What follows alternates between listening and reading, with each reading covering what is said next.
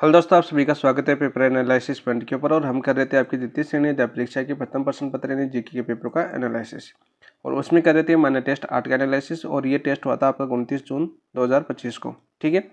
और इस टेस्ट के अंदर मान्य टेस्ट 8 की बात करें तो हमने 1 से 50 क्वेश्चन का एनालिसिस कल किया था, कंप्लीट किया था हमने। उसमें 1 से 50 जो क्वेश्चन किए थे उनमें हर चीज़ को आपको समझाया गया था। और ये आपके क्वेश्चन थे वो किस टॉपिक से या किस पुस्तक से संबंधित थे, वो थे आपके मनोविज्ञान से। देखो, मनोविज्ञान से संबंधित है। मैं थोड़ा सा रिवीजन करवा देता हूँ, क्योंकि कोई भी क्लास स्टार्ट हो तो पहले वाला रिवीजन होना बहुत जरूरी है। और मनोविज्ञान में हमने सबसे महत्वपूर्ण और इंपॉर्टेंट टॉपिक कल के हमने क्वेश्चन किए थे। शानदार जो सभी महत्वपूर्ण टॉपिक थे वो थे आपके क्वेश्चन थे, वो थे अधिगम के। किसके क्वेश्चन थे? अधिगम के। देखो, अधिगम में हमने क्या क्या पढ़ा। हमने अधिगम में अपने सिद्धांत पढ़े, जितने भी सिद्धांत थे महत्वपूर्ण सिद्धांत थे उनको पढ़ा। उनके प्रवर्तक कौन थे उनको पढ़ा। उनके साथ साथ उन्होंने किस वस्तुओं पर या किस पर प्रयोग किए वो पढ़ा। ठीक है। साथ साथ उनकी प्रकृति क्या पढ़ी। इसके साथ साथ हमने जो व्यवहारवाद के बारे में जाना, हमने गेस्टाल्टवाद के बारे में जाना, हमने निर्मितवाद के बारे में जाना हमने, या निर्मितवाद भी आ सकता है। और निर्मितवाद के बाद वहाँ आपकी संज्ञानवाद भी आ सकता है। तो जितने इंपॉर्टेंट क्वेश्चन बनते थे इस टॉपिक से, और आज तक जितने आपके पूछे गए हैं इंपॉर्टेंट टॉपिक सिद्धांत से पूछे गए, और इनके प्रवर्तकों के बारे में पूछे गए, इनकी प्रकृति पूछी गई है अधिगम की।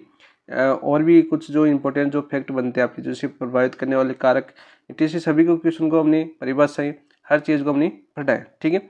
आज हमने क्या पढ़ेंगे, आज देखो आगे क्वेश्चन जो आपकी 51 जो 50 क्वेश्चन शेष है, वो देखो आपकी 10 क्वेश्चन तो आपके वापस आपके मनोविज्ञान से संबंधित है। और इन 10 क्वेश्चनों में देखो आपको ऐसा एहसास होगा कि हाँ, हमने कुछ कल पढ़ा था। क्यों पढ़ा था? देखो, मैं इन 10 को वापस में एनालिसिस करूंगा।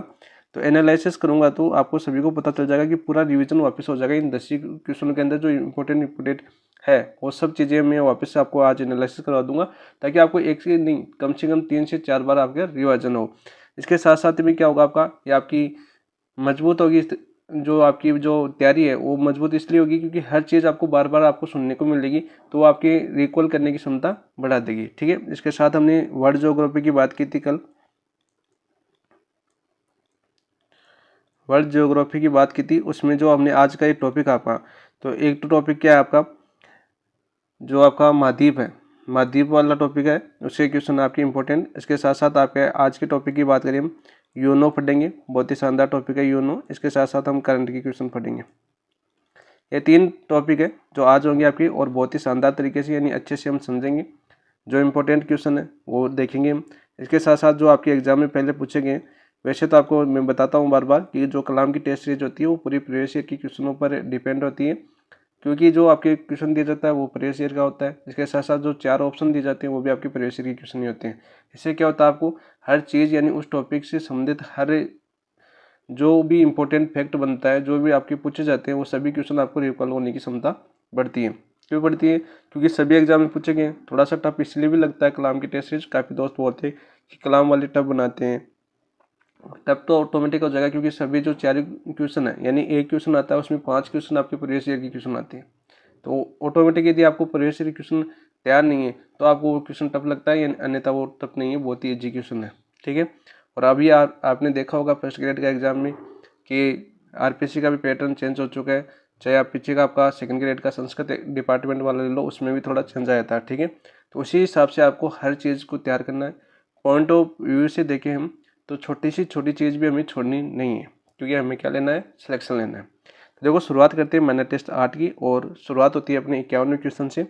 और शुरुआत किससे होगी? आपकी मनोविज्ञान से। आज भी अपनी शुरुआत होगी मनोविज्ञान से। तो चलो दोस्तों, शुरुआत करते हैं। शुरुआत करने से पहले जिन दोस्तों ने अभी तक चैनल को सब्सक्राइब नहीं किया, चैनल को सब्सक्राइब कीजिए। वीडियो सॉल्यूशन पूरा देखने के बाद आपको विश्लेषण कैसा लगा वो कमेंट में बताएं। अच्छा लगा तो क्लास को लाइक करें, और कमेंट में कोई भी कमी हो तो वो भी ज़रूर बताएं, ताकि उसमें आगे की वीडियो में सुधार की जा सके। ठीक है। हमें क्या करना है, हमें तो अच्छे से कंटेंट तैयार करना है। हमारा कंटेंट अच्छा होना चाहिए, इस पर हमें फोकस होना चाहिए, क्योंकि हमें तो क्या निकालना है, एग्जाम निकालना है। ऐसा नहीं कि क्वेश्चन डायरेक्ट कर दो, टिक लगा दो। काफ़ी दोस्त करते हैं, जो आते हैं टेस्ट देख के आते हैं, आके आंसर की आती है उसमें टिक लगा लेते हैं। जो गलत हुआ, जिसके 40 सही हो रहे हैं, उन 40 को वो खुश हो गया, बाकी 60 का उसी को लेना देना नहीं। तो उस टेस्ट सीरीज का कोई बेनिफिट नहीं है। टेस्ट सीरीज का मतलब ये होता है कि आपकी तैयारी को मजबूत कैसे बनाया जाए। उनका विश्लेषण करने के बाद आपकी तैयारी मजबूत होती है, क्योंकि ये ज़रूरी नहीं कि टेस्ट सीरीज से क्वेश्चन आएंगे, क्योंकि पेपर बनाने वाले कलाम वाले नहीं है।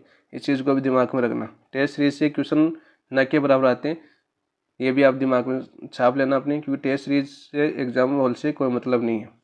टेस्ट सीरीज का मतलब है आपकी तैयारी मजबूत बनाना। ओके दोस्तों, तो देखिए आपका 51वां क्वेश्चन क्या था आपका। शुरुआत करते हैं हम 51वें क्वेश्चन से। देखो, गलती करने पर बच्चे को पीट देना ताकि उसके अवांछनीय व्यवहार में कमी आ सके, उक्त कथन इनमें से किसको संदर्भित करता है। यानी कि कोई बच्चा है, ठीक है, और वो बच्चा क्या करता है, गलती करता है, यानी बार बार जो अनैतिक कार्य करता है और अवांछनीय व्यवहार करता है, ठीक है, जैसे किसी को अच्छा बोलना, किसी को गाली गलौज करना, तो उसमें को कमी करने के लिए उसके माता पिता क्या वो करते हैं, उसके को चपट लगा देते हैं या चाटा मार देते हैं, ठीक है। तो वो कैसा है आपका कि बच्चा फिर से वो गलती नहीं करेगा। क्यों नहीं करेगा? क्योंकि उसे पता है कि मार पड़ेगी, ठीक है। यानी कौन सा दंड हो रहा है, वो एक सकारात्मक दंड है, ताकि वो फिर से अवांछनीय व्यवहार नहीं करे।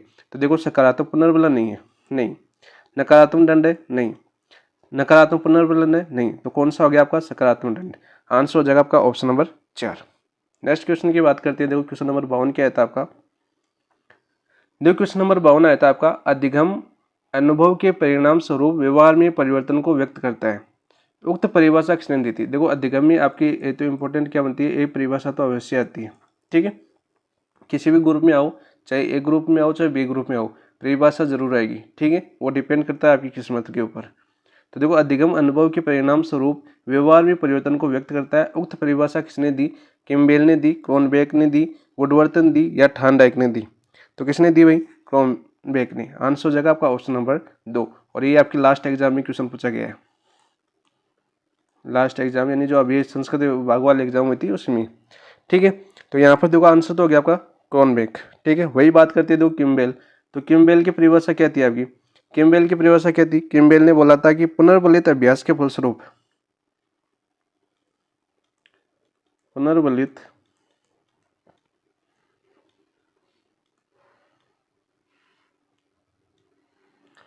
अभ्यास के फलस्वरूप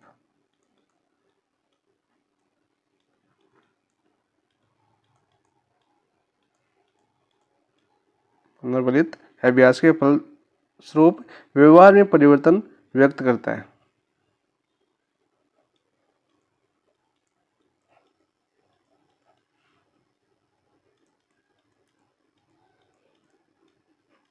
परिवर्तन व्यक्त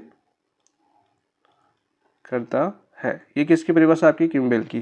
भाई वुडवर्थ की बात करें तो वुडवर्थ की परिभाषा क्या थी आपकी। तो वुडवर्थ की परिभाषा बार बार एग्जाम पूछ जाती है, एक ही शब्द, दो ही शब्दों की लाइन है। सीखना विकास की प्रक्रिया है, सीखना विकास की प्रक्रिया है।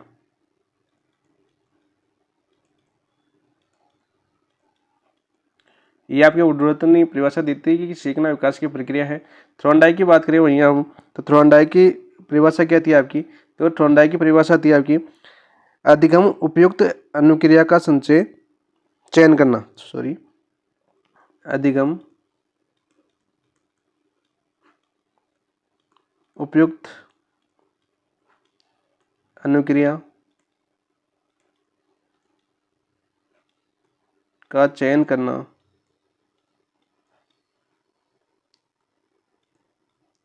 चयन करना व उसे उद्दीपन से जोड़ना, वह उसे उद्दीपन से जोड़ना, जोड़ना है। ये तीनों परिभाषा, जो चारों परिभाषाएं आपके एग्जाम में पूछी जा चुकी हैं। कौन सी आपकी, किम्बेल ने परिभाषा क्या दी थी, पुनर्बलित अभ्यास के फलस्वरूप व्यवहार में परिवर्तन व्यक्त करता है। क्रॉनबेक की परिभाषा अभी हमने देखी है, अधिगम अनुभव के परिणाम स्वरूप व्यवहार में परिवर्तन को व्यक्त करता है। वुडवर्थ की परिभाषा हमने देखी है अभी, सीखना विकास की प्रक्रिया है। वह थ्रोनडाइक की बात करें तो अधिगम उपयुक्त अनुक्रिया का चयन करना व उसे उद्दीपन से जोड़ना। तो आंसर क्या हो जाएगा इसका, ऑप्शन नंबर 2 क्रॉनबेक। जैसे क्वेश्चन नंबर हम 53 की बात करते हैं। 53 क्या आता है आपका, देखो 53, अधिगम के सिद्धांत का संबंध समस्या के तात्कालिक समाधान से अनुबंधन सिद्धांत, सूझ का सिद्धांत, प्रयत्न व भूल का सिद्धांत और संबंधवाद का सिद्धांत। यदि आपने कल की क्लास देखी है तो इसको आराम से कर सकते हैं। देखो, संबंध समस्या के तात्कालिक यानी अचानक जो आती है, सूझ होती है, जो अचानक विकसित होती है, जो हमने कल 2 नाम पढ़े थे आपने, वो कमेंट में बता दो आप, यदि आपको याद है। कॉलर ने जो 2 नाम दिए थे, इसे आहा और क्या दिया था, वो आप कमेंट में बता दो तो आपको पता चल जाएगा हमें याद है, क्योंकि कल ही मैंने ये क्वेश्चन आपको वापस करवाया था। तो देखो सूर्य का सिद्धांत किसने दिया था आपके, सूर्य, तो आंसर हो जाएगा ऑप्शन नंबर 2। ठीक है, वही बात करें सूर्य के सिद्धांत की बात करें तो कॉलर ने दिया था, ये आपके कॉलर ने दिया था, और कॉलर ने बताया था कि जो अधिगम है वो कैसा होता है आपका, अचानक होता है। कैसा होता है आपका, अचानक होता है। यानी सूरज होती है वो कैसे विकसित होती है, अचानक विकसित होती है। इसी को आपके जो कॉलर ने क्या कहा था आपका, इरुका अथवा महाअनुभव, आहा अनुभव कहा था, आहा अनुभव। ठीक है, ये मैंने क्वेश्चन पूछा था आपको, देखो मैंने आंसर भी बता दिया। ठीक है, वही बात करते हैं। देखो ऑप्शन नंबर 3 दे रखा है आपका, प्रेतन व बोल का सिद्धांत किसका, आपका थ्रोनडाइक का सिद्धांत है। ये आपकी थ्रोनडाइक का सिद्धांत है। और संबंधवाद का सिद्धांत भी आपके थ्रोनडाइक के से संबंधित है, और इसका उल्लेख किसने किया था, इन्होंने, इनकी एक पुस्तक थी आपकी, क्या नाम था उसका, एनिमल इंटेलिजेंस।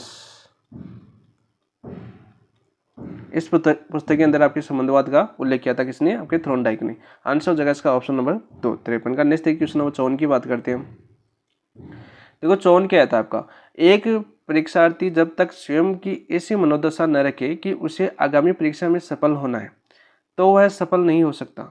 उपयुक्त दृष्टांत थ्रोनडाइक द्वारा प्रतिपादित अधिगम सिद्धांत के किस गौण नियम को संदर्भित करता है, कौन से गौण नियम को संदर्भित करता है कि एक परीक्षार्थी है जब तक स्वयं की ऐसी मनोदशा न रखे कि उसे आगामी परीक्षा में सफल होना है।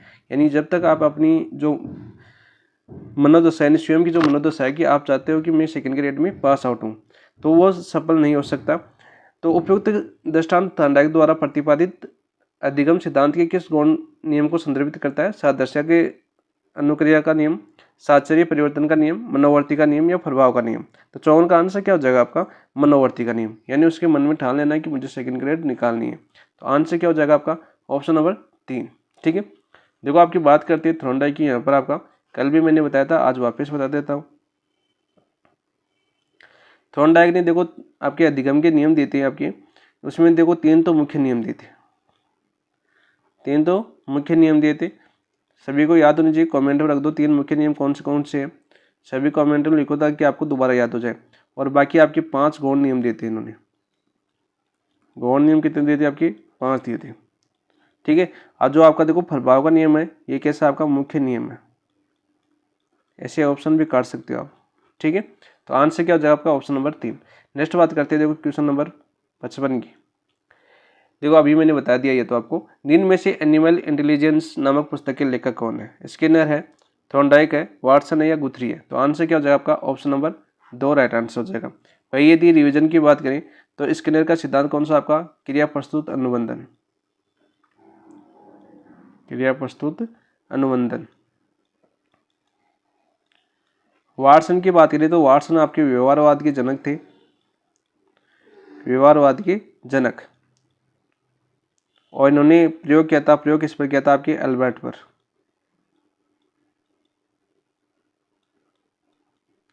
ठीक है, गुथरी आपके समीपीयता के सिद्धांत था इनका, समीपीयता का सिद्धांत।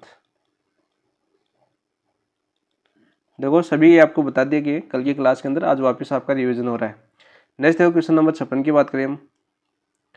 ये आपके वर्ल्ड ज्योग्राफी के क्वेश्चन आ गए। देखो आपके निम्नलिखित कथनों पर हम विचार करते हैं। कथन देखिए आपका एक कथन क्या दे रखा है आपका, अफ्रीका का क्षेत्र एशिया से कम है, अंटार्कटिका का क्षेत्र यूरोप से अधिक है, उत्तरी अमेरिका का क्षेत्र यूरोप और ऑस्ट्रेलिया के संयुक्त क्षेत्र से अधिक है, नीचे दिए गए कोड का उपयोग कीजिए। तो आपको सभी 7 महाद्वीपों का क्षेत्र याद होना चाहिए, तभी इस क्वेश्चन को कर सकते हो। तो 7 महाद्वीपों की बात करें, सबसे पहले देखो आपका एशिया है, एशिया है। और यहाँ पर देखो मैं क्षेत्रफल लिख देता हूँ, और क्षेत्रफल आएगा देखो आपका मिलियन वर्ग किलोमीटर में। वही बात करें एशिया कितना आपका, एशिया का आपका 46.6 मिलियन वर्ग किलोमीटर। ठीक है, अफ्रीका की बात करें हम, अफ्रीका कितना आपका 30.4 मिलियन वर्ग किलोमीटर। ठीक है, वही देखो आपका, देखो आप पहला ऑप्शन देखो, अफ्रीका का क्षेत्र एशिया से कम है। एशिया कितना आपका, एशिया का है आपका देखो 44.6 और अफ्रीका कितना आपका 30.6। तो आंसर क्या हो जाएगा आपका पहला सही है। तो अफ्रीका का क्षेत्र एशिया से कम है। दूसरा देखो आपका दे रखा है अंटार्कटिका। अंटार्कटिका की बात करते हैं तो देखो अंटार्कटिका का क्षेत्रफल कितना आपका, यानी पूरे विश्व में 14.2 मिलियन वर्ग किलोमीटर क्षेत्रफल आपका अंटार्कटिका फैला हुआ है। ठीक है। वही बात करें देखो यूरोप, तो यूरोप का कितना हो जाएगा फिर, यूरोप का है आपका 10.2 मिलियन वर्ग किलोमीटर। ठीक है। तो देखो इसमें क्या दे रखा है दूसरा ऑप्शन, अंटार्कटिका का क्षेत्र यूरोप से अधिक है। तो बिल्कुल है, यूरोप का कितना आपका 10 है, अंटार्कटिका कितना आपका 14.2 है। तो ये भी आपका राइट हो जाएगा। उत्तरी अमेरिका का क्षेत्र यूरोप और ऑस्ट्रेलिया के संयुक्त क्षेत्र से अधिक है। तो यूरोप का तो कितना आपका 10.2। ठीक है। ऑस्ट्रेलिया का और देखो, ऑस्ट्रेलिया की बात करें तो ऑस्ट्रेलिया का क्षेत्रफल कितना है भाई, ऑस्ट्रेलिया का क्षेत्रफल है आपका 8.5 मिलियन वर्ग किलोमीटर। इन दोनों को जोड़ेंगे, संयुक्त करेंगे इन दोनों को जोड़ेंगे तो कितना आएगा आपका 5 और 2 7 और 18.7 आया। वही बात करते हैं अमेरिका की, उत्तरी अमेरिका की। उत्तरी अमेरिका की बात करिए तो उत्तरी अमेरिका कितना आपका 24.7 मिलियन वर्ग किलोमीटर। ठीक है। तो देखो ये तो 18.7 है दोनों का संयुक्त, और आपका अमेरिका उत्तरी अमेरिका का है आपका 24.7। तो आंसर क्या हो जाएगा देखो आपका उत्तरी अमेरिका का क्षेत्र यूरोप और ऑस्ट्रेलिया के संयुक्त क्षेत्र से अधिक है। बिल्कुल राइट। नीचे दिए गए कुटु का उपयोग कर सही उत्तर का चयन कीजिए। तो तीनों सही है, तो आंसर हो जाएगा आपका ऑप्शन नंबर 3। ठीक है। वहीं साथ साथ यहाँ पर आपको दक्षिणी अमेरिका का भी देख लीजिए। दक्षिणी अमेरिका कितना आपका 17.6 मिलियन वर्ग किलोमीटर। अब देखो इससे क्वेश्चन आरपीएससी कैसे कब पूछेगा, जब आपको कोट पूछना होगा। तो कोट में आपके ये छोटे छोटे देखो आपके ये वर्ग मिलियन वाले दे दी जाएंगे कि एशिया का क्षेत्रफल संपूर्ण पृथ्वी का 44.6 मिलियन वर्ग किलोमीटर क्षेत्रफल फैला हुआ है। इनमें से असत्य कथन कौन सा है, यानी जो पैटर्न चेंज होता है इन चीज़ों को आपको याद करनी पड़ेगी। ठीक है। ये सभी क्वेश्चन इंपॉर्टेंट है और बहुत ही शानदार अच्छा क्वेश्चन था, लेवल का क्वेश्चन था। यदि सभी चीज़ें आपको याद है, पूरा क्षेत्रफल यानी 7 महाद्वीपों का आपको क्षेत्रफल याद है, तभी इस क्वेश्चन को आप कर सकते हो। तो आंसर क्या हो जाएगा आपका ऑप्शन नंबर 3। नेक्स्ट है क्वेश्चन नंबर हम बात करते हैं 57 की। देखो मलक्का जल डमरू अलग करता है। देखो सबसे इंपॉर्टेंट चीज़ यहाँ पर मैं बता दूँ कि जल संधि का क्वेश्चन एक आता है, जल संधि का एक क्वेश्चन आता है और एक क्वेश्चन आता है पक्का, और देखो आ भी सकता है वो अलग बात है, लेकिन एक क्वेश्चन पक्का आता है आपके सेकंड ग्रेड में। तो जल संधि जितनी भी है वो याद जरूर कर लेना। और सबसे ज़्यादा इंपॉर्टेंट जो चर्चा में होती है जल संधियाँ, जैसे आपकी अभी देखो आपका स्वेज नहर चर्चा में, स्वेज नहर चर्चा में क्यों है, क्योंकि अभी आपकी जो ईरान इजराइल युद्ध हुआ था ना, इजराइल और ईरान के बीच युद्ध हुआ था ना, तो ईरान क्या कर सकता है, इसको रोक सकता था स्वेज नहर को। तो यही सबसे बड़ा इंपॉर्टेंट था कि पूरा विश्व की अर्थव्यवस्था खतरे में आ सकती थी इसको रोकने पर। ठीक है। तो ऐसी चीज़ें आपको कनेक्ट करनी होगी हर चीज़ को। तो यहाँ पर देखो मलक्का जल डमरू अलग करता है। मलक्का जल डमरू किसको अलग करता है, तो ये आपका करता है आपका मलेशिया को सुमात्रा को, या सुमात्रा को जावा को। तो सुमात्रा और जावा को कौन सा जल डमरू अलग करता है, सुमात्रा और जावा की बात करूँ मैं तो ये तो आपका सुंडा जल डमरू है, और ये आपके सेकंड ग्रेड में पूछा हुआ क्वेश्चन है भाई, सुंडा जल डमरू, जल डमरू मध्य। ठीक है। वही बात करते हैं देखो आप मलेशिया और जावा को कौन करता है आपका, मलेशिया और जावा को ये कौन नहीं करता, ये नहीं है आपका। सुमात्रा और बोर्नियो की बात करें, सुमात्रा द्वीप और बोर्नियो द्वीप को कौन सा जल डमरू अलग करता है, तो वो करता है आपका करीमाता, करीमाता जल डमरू, जल डमरू मध्य। तो बच्चा कौन सा देखो आपका ये नहीं करता, तो बच्चा कौन सा आपका ऑप्शन नंबर 1 मलेशिया को सुमात्रा से अलग करता है। वही मान लीजिए तो आपका मलेशिया और सुमात्रा देश आ गए। वही बात करें हम, मान लो कौन से सागर को अलग करता है आपका मलक्का जल डमरू, सागर भी तो महासागर भी तो आपकी टॉपिक है, तो वो करता है आपका देखो आपका अंडमान सागर को, अंडमान सागर को जावा सागर से जोड़ता है।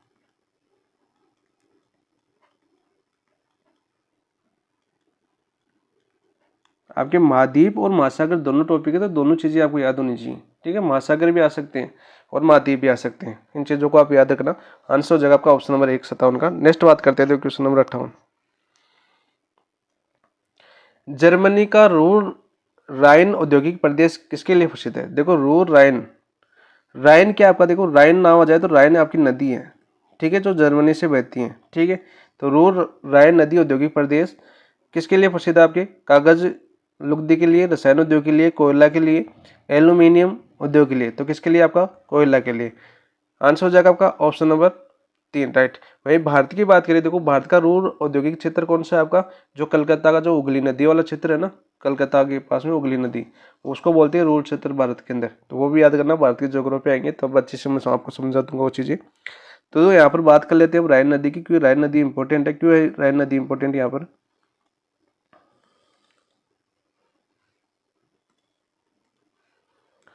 राइन नदी की बात करते हैं, देखो हम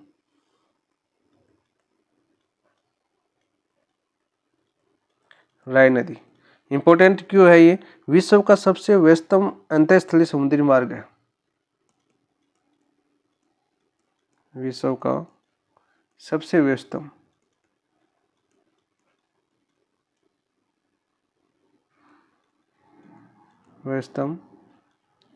अंतःस्थलीय समुद्री मार्ग,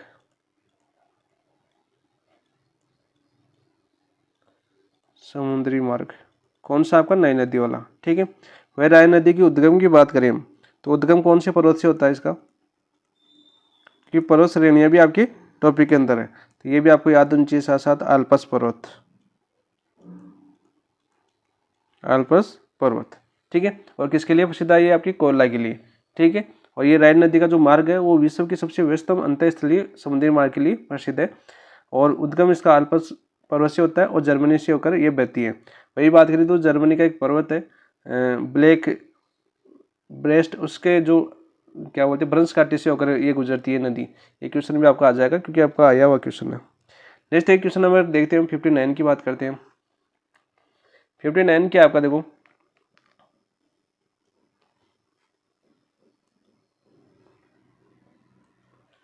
तो निम्नलिखित में से कौन सा उष्ण मरुस्थलीय का उदाहरण नहीं है? निम्नलिखित में से कौन सा उष्ण मरुस्थल का उदाहरण नहीं है? ये में पूछा गया क्वेश्चन, उष्ण मरुस्थल का उदाहरण नहीं है। देखो सारा मरुस्थल, सारा मरुस्थल आपके उष्ण मरुस्थल का उदाहरण है, बिल्कुल राइट है ये आपका। भाई सारा मरुस्थल की बात करें ये तो है, हमें क्या पूछा? नहीं है। कालाहारी मरुस्थल, तो कालाहारी मरुस्थल भी आपके उष्ण मरुस्थल है। नामीब मरुस्थल ये भी आपका उष्ण मरुस्थल है, लेकिन गोबी मरुस्थल नहीं है। ये कैसा आपका? ठंडा मरुस्थल या शीत मरुस्थल है। कैसा मरुस्थल है आपका? शीत मरुस्थल। वही बात करें आपका गोबी मरुस्थल किस देश में स्थित है? वो तो आपको मंगोलिया और उत्तरी चीन के अंदर आता है। तो मेन देश की बात याद करिए तो हम मंगोलिया को याद कर सकते हैं। किसको याद सकते हैं? आपके मंगोलिया को याद कर सकते हैं। और मंगोलिया कौन से महाद्वीप में? आपके एशिया महाद्वीप, एशिया महाद्वीप के अंदर है, ठीक है। इन चीज़ों को आपको जोड़ना होगा। वही बात करें, देखो आपका सारा, कालाहारी और नामीब, ये तीनों के तीनों कौन से है? आपके अफ्रीका महाद्वीप के अंदर है।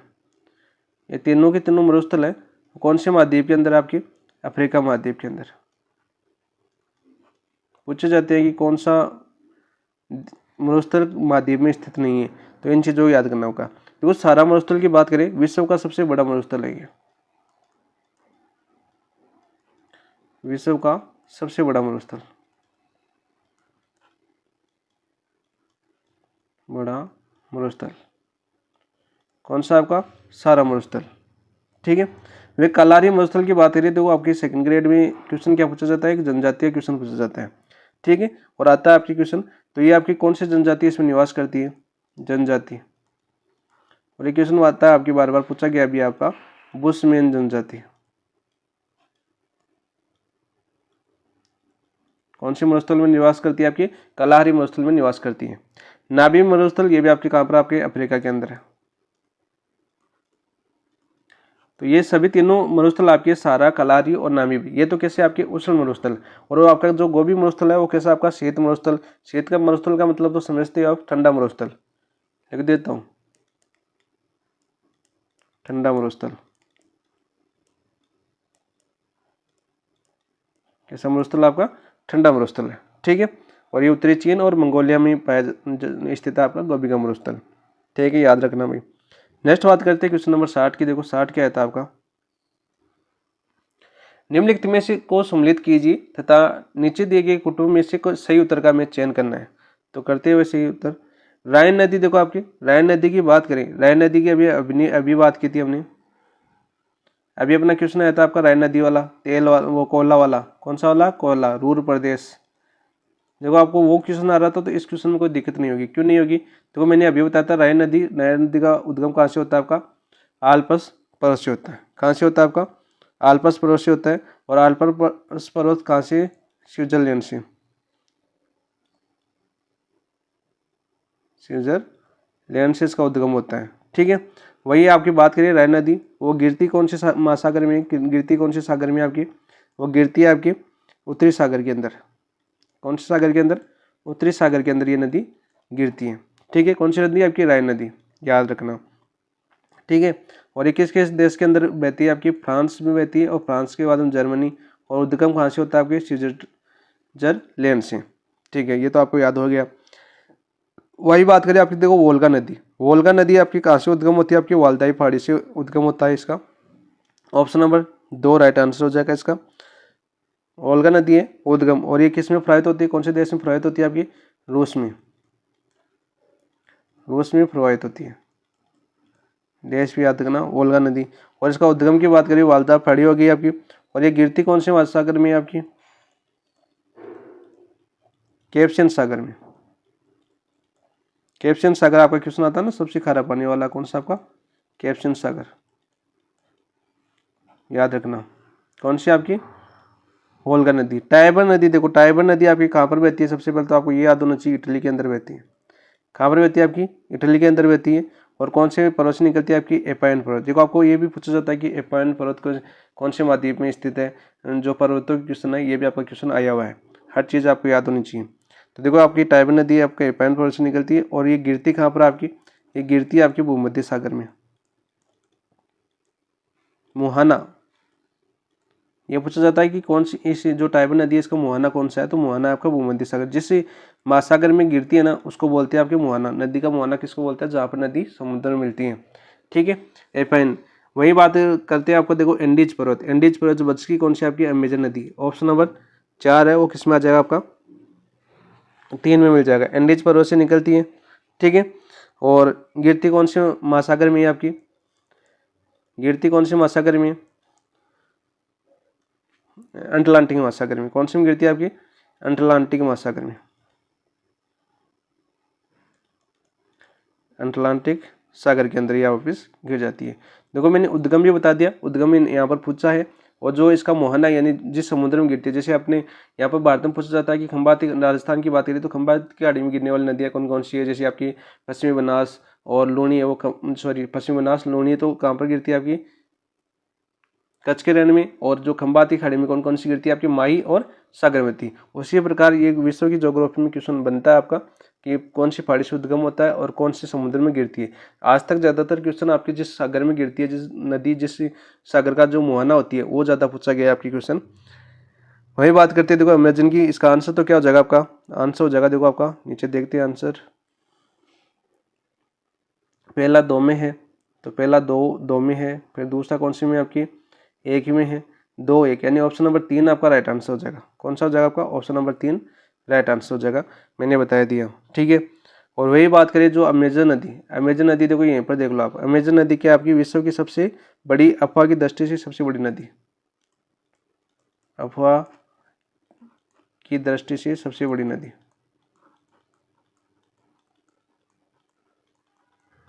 सबसे बड़ी नदी, यही क्वेश्चन और याद कर लिया। और वैसे विश्व की सबसे बड़ी नदी कौन सी है, विश्व की बात करें, विश्व की आपकी नील नदी। ठीक है, और अफवाह की दृष्टि से कौन सी आपकी, अमेजन नदी। और दूसरी बात करें तो दूसरी फिर आपकी, जैसे विश्व की सबसे बड़ी नदी की बात करें तो दूसरी अमेजन पर आती है, और अफवाह की दृष्टि से पहले आती है। जैसे अपने एग्जाम्पल के तौर पर मैं समझाऊं, जैसे आपके जैसे चंबल और बनास है, तो राजस्थान में पूर्णतः भाव की दृष्टि से सबसे लंबी नदी कौन सी है, बनास, और राजस्थान की सबसे लंबी नदी कौन सी है, चंबल। ऐसे ऐसे इस तरह से आपको याद करना होगा, कनेक्ट करने होंगे आपको क्वेश्चन। तो आंसर क्या हो जाएगा आपका, ऑप्शन नंबर 3 इसका राइट आंसर हो गया। और इसके सभी बता दिया मैंने कौन से देश में प्रवाहित होती है। अमेजन की बात करिए, अमेजन मैंने ये भी नहीं बताना, दक्षिणी अमेरिका माध्यम में बहती है अमेजन। ठीक है, ये भी याद कर लेना, आंसर हो गया option number 3। Next question number 61 की बात करते हैं। ये देखिए आपका ये कन्फ्यूज वाला क्वेश्चन आपका, और आपके एग्जाम में बार बार क्वेश्चन आता है ये वाला। कन्फ्यूज कैसे है देखो आपका, इंपॉर्टेंट है वेरी वेरी। पृथ्वी के महाद्वीपीय भाग पर सबसे गहराई वाला बिंदु स्थित है, ऑस्ट्रेलिया में, अंटार्कटिका में, एशिया में या अफ्रीका में। तो ये देखो आपका बता दूं मैं कहाँ पर स्थित है, आपकी अंटार्कटिक महाद्वीप में स्थित है। लेकिन कैसे आपका अंटार्कटिक महाद्वीप में कौन से ग्लेशियर में स्थित है, ये आपका डेमन ग्लेशियर, डेनमन ग्लेशियर जो ग्लेशियर है वहाँ पर स्थित है, ठीक है, ग्लेशियर, ठीक है। और उसका नाम क्या है आपका बेंटल ट्रेच, बेंटल ट्रेच जो निम्नतम बिंदु है, इस बिंदु का नाम क्या है आपका बेंटल ट्रेच। और कितना नीचे ये आपका बात करें तो ये आपका -3505 मीटर। लेकिन बात क्या करती है देखो, इसमें क्वेश्चन दो तरह से पूछा गया आपका कि ये तो आपका क्या होता है, आपका बर्फ से ढका हुआ है, बर्फ से ढका हुआ है, ठीक है, इसलिए। और ये क्या पूछा कि जो खुला सबसे ज़्यादा जो पूछा जाता है कि सबसे न्यूनतम बिंदु कौन सा है जो आपके स्थल भाग में स्पष्ट रूप से दिखाई देता है, तो वो है आपका एशिया महाद्वीप में, कौन सा आपका मर्त सागर, ठीक है। तो यहाँ पर देखो इनके सभी के बता देता हूँ मैं। ऑस्ट्रेलिया महाद्वीप का न्यूनतम बिंदु बता देता हूँ, न्यूनतम बिंदु ऑस्ट्रेलिया महाद्वीप का सबसे न्यूनतम बिंदु कौन सा है भाई, वह है आपका एरी झील। कौन सी झील आपका एरी झील। और एरी झील की बता दूं मैं कितनी है, माइनस के अंदर 16 मीटर। भाई एशिया इंपॉर्टेंट है हमारे लिए, क्योंकि एशिया का बार बार पूछा गया, क्वेश्चन भी पूछा गया आपका। एशिया की बात करें हम तो एशिया का जो है कौन सा आपका मर्त सागर, कौन सा आपका मर्त सागर, ठीक है। और कितना है -400 मीटर। और ये हम बात किसकी करिए, न्यूनतम बिंदु की, उच्चतम बिंदु की बात नहीं करिए। जैसे एशिया महाद्वीप में उच्चतम बिंदु है आपका माउंट एवरेस्ट, वो अभी बता देता हूँ, वो भी मैं आपको ताकि यहीं पे याद हो जाए। अफ्रीका महाद्वीप की बात करें तो अफ्रीका महाद्वीप में आपकी जो न्यूनतम बिंदु है, यहीं पर याद कर लो सभी। न्यूनतम बिंदु कौन सा है आपका असाल झील, असाल झील। और इसकी जो गहराई कितनी है, आपकी गहराई की बात करें तो असाल झील की गहराई है आपका -156 मीटर, ठीक है। तो ये तो आपकी न्यूनतम बिंदु होगी सभी महाद्वीपों की, ठीक है, जो यहाँ पर ऑप्शन में दिए हुए हैं उनके। वही मैं देखो यहाँ पर उच्चतम भी बता देता हूँ आपको, ताकि आपको उच्चतम भी दिक्कत ना हो याद करने में। साथ साथ ऑस्ट्रेलिया में देखो न्यूनतम आ गया तो उच्चतम भी याद कर लो। उच्चतम की बात करें हम तो ऑस्ट्रेलिया का उच्चतम बिंदु कौन सा है आपका, ऑस्ट्रेलिया की बात करें तो ऑस्ट्रेलिया माउंट विल्हिम, माउंट विल्हिम, ठीक है। और देखो आपका अंटार्कटिका की बात करें हम, यहाँ का उच्चतम कौन सा आपका, उच्चतम की बात करें तो अंटार्कटिका है माउंट विल्सन,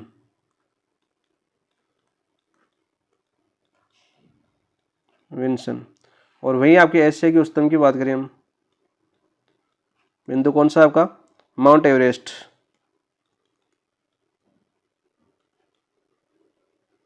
माउंट एवरेस्ट कहाँ पर स्थित है आपकी, इसकी ऊंचाई है 8848 मीटर। और किस देश में स्थित है आपकी, नेपाल के अंदर। अफ्रीका महाद्वीप की बात करें तो अफ्रीका महाद्वीप का सबसे ऊंचा है आपका किलिमंजारो, किलिमंजारो। और कौन से महाद्वीप कौन से देश में स्थित है आपकी, तंजानिया में। और किलिमंजारो की ऊंचाई बता देता हूँ मैं 5895 है, 5895 मीटर, ठीक है। वही बात करते हैं हम माउंट विलियम की ऊंचाई कितनी है आपकी 4509, 4509। और माउंट विल्सन की ऊंचाई आपकी 4892 मीटर है वैसे भी में, ठीक है। ये भी याद कर लेना साथ साथ। देखो मैंने उच्चतम बता दिया, निम्नतम बता दिया, और याद कर लेना ये सभी क्वेश्चन आपकी फैक्ट क्वेश्चन आपकी बार बार पूछे जाते हैं। आंसर देखो नेक्स्ट देखो, इसका आंसर तो क्या जाता है आपका ऑप्शन नंबर 2, ठीक है। एशिया और अंटार्कटिका दोनों में याद रखना, ये बर्फ से ढका हुआ है मेंटल ट्रेच। नेक्स्ट है क्वेश्चन नंबर 62 की बात करते हैं हम। 62 क्या है आपका, देखो दक्षिणी अमेरिका महाद्वीप के संदर्भ में असत्य बताना है। कौन से महाद्वीप की बात कर रहा है, आपकी दक्षिणी अमेरिका महाद्वीप की बात कर रहा है, ठीक है भाई। देखो इस महाद्वीप में अमेजन बेसिन में सदाबहार वन पाए जाते हैं, जिन्हें सेलवास कहा जाता है। क्या कहा जाता है आपकी, सेलवास कहा जाता है, बिल्कुल राइट है आपका। पनामा नहर दक्षिणी अमेरिका को उत्तरी अमेरिका से अलग करती है, बिल्कुल करती है, ठीक है। आपने देखा होगा, देखो ये तो आपका जैसे अमेरिका दक्षिणी अमेरिका था, इसी वर्ल्ड का ज्योग्राफी देखी होगी तो इधर से देखो आपका ये स्टार्ट होता है, आपका सबसे बड़ा देश ब्राज़ील है आपका, इसे और जो ये वाला है ना, ये वाली झील, ये आपके मेक्सिको है और ये इधर आपका ब्राज़ील था। तो यहाँ पर देखो ये वाली है, ये आपकी पनामा नहर। ठीक है, मैप से आप अच्छे से याद कर सकते हो। जो पनामा नहर है और ये आपकी जल संधि आपकी पूछी भी जाती है, इंपॉर्टेंट भी है। दक्षिणी अमेरिका को उत्तरी अमेरिका से अलग करती है, बिल्कुल राइट है। इस महाद्वीप को मानव सभ्यता की जन्म स्थल, देखो मानव सभ्यता के जन्म स्थल की बात करें हम तो किसे कहा जाता है, आपकी मानव सभ्यता के जन्म स्थल की बात करें हम तो वो कहा जाता है आपकी अफ्रीका महाद्वीप। किस महाद्वीप कहा जाता है, आपकी अफ्रीका महाद्वीप को मानव सभ्यता की जननी कहा जाता है। ठीक है, तो आपका क्या पूछा था, ऐसा तक पूछा था, तो आंसर क्या हो जाएगा आपका ऑप्शन नंबर 3। यह महाद्वीप पूर्णतया पश्चिमी गोलार्ध में स्थित है। देखो पूर्णतया पश्चिमी गोलार्ध में स्थित है, किस हिसाब से है आपकी, जो देखो आपको इसको इस चीज़ को इंपॉर्टेंट कर लेना, थोड़ा सा इसमें कंफ्यूज क्यों होते हैं हम, तो देखो ये आपकी जो आपके देशांतर के संदर्भ में आपकी, जो देखो एशिया के महाद्वीप के बारे में पूछा जाता है, देशांतर के संदर्भ में ये महाद्वीप पूर्णतया पश्चिमी गोलार्ध के अंदर स्थित है। तो ये आपका आना चाहिए कि देशांतर के संदर्भ में है, ऐसे डायरेक्ट आ गया कि ये महाद्वीप पूर्णतया पश्चिमी गोलार्ध में नहीं, अक्षांशों की दृष्टि से देखें हम तो ये उत्तरी गोलार्ध में स्थित है। ठीक है, तो ये भी आपको याद होना चाहिए। वही बात करते हैं आपकी दक्षिण अमेरिका महाद्वीप की, यहाँ पर थोड़ी सी बात कर लेते हैं देखो आपका, ताकि आपको याद हो जाए। इंपॉर्टेंट चीज़ है हमारे लिए, क्या है हमारे लिए एग्जाम इंपॉर्टेंट है। ठीक है, तो देशांतर के संदर्भ में मैंने बता दिया ये पश्चिमी गोलार्ध में स्थित है। ठीक है, इस यहाँ पर बात करते हैं, बार आया नहीं था आपका दक्षिणी अमेरिका। दक्षिणी अमेरिका की बात करें तो यहाँ की सबसे ऊंची चोटी देखो आपका, सबसे ऊंची चोटी,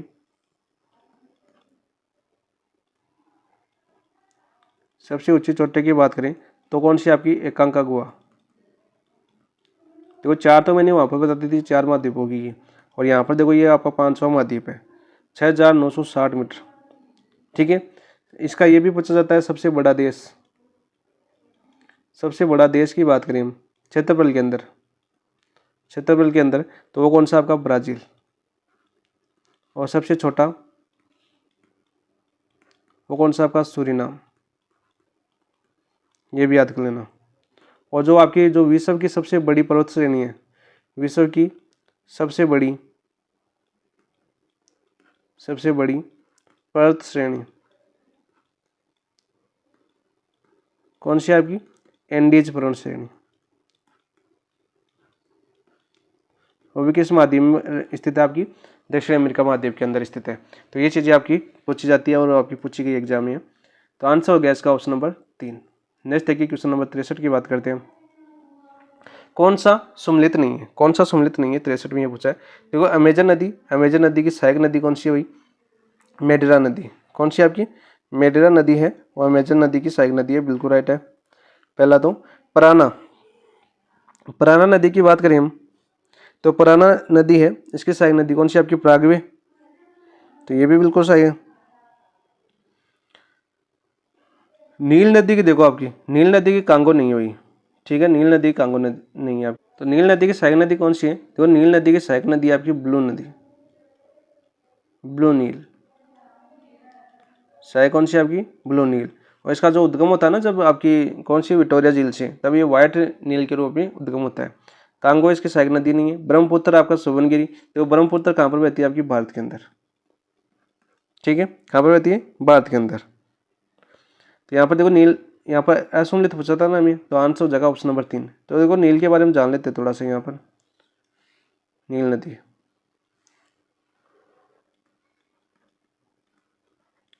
नील नदी की बात करें हम तो देखो नील नदी का उद्गम देखते हैं पहले तो आप।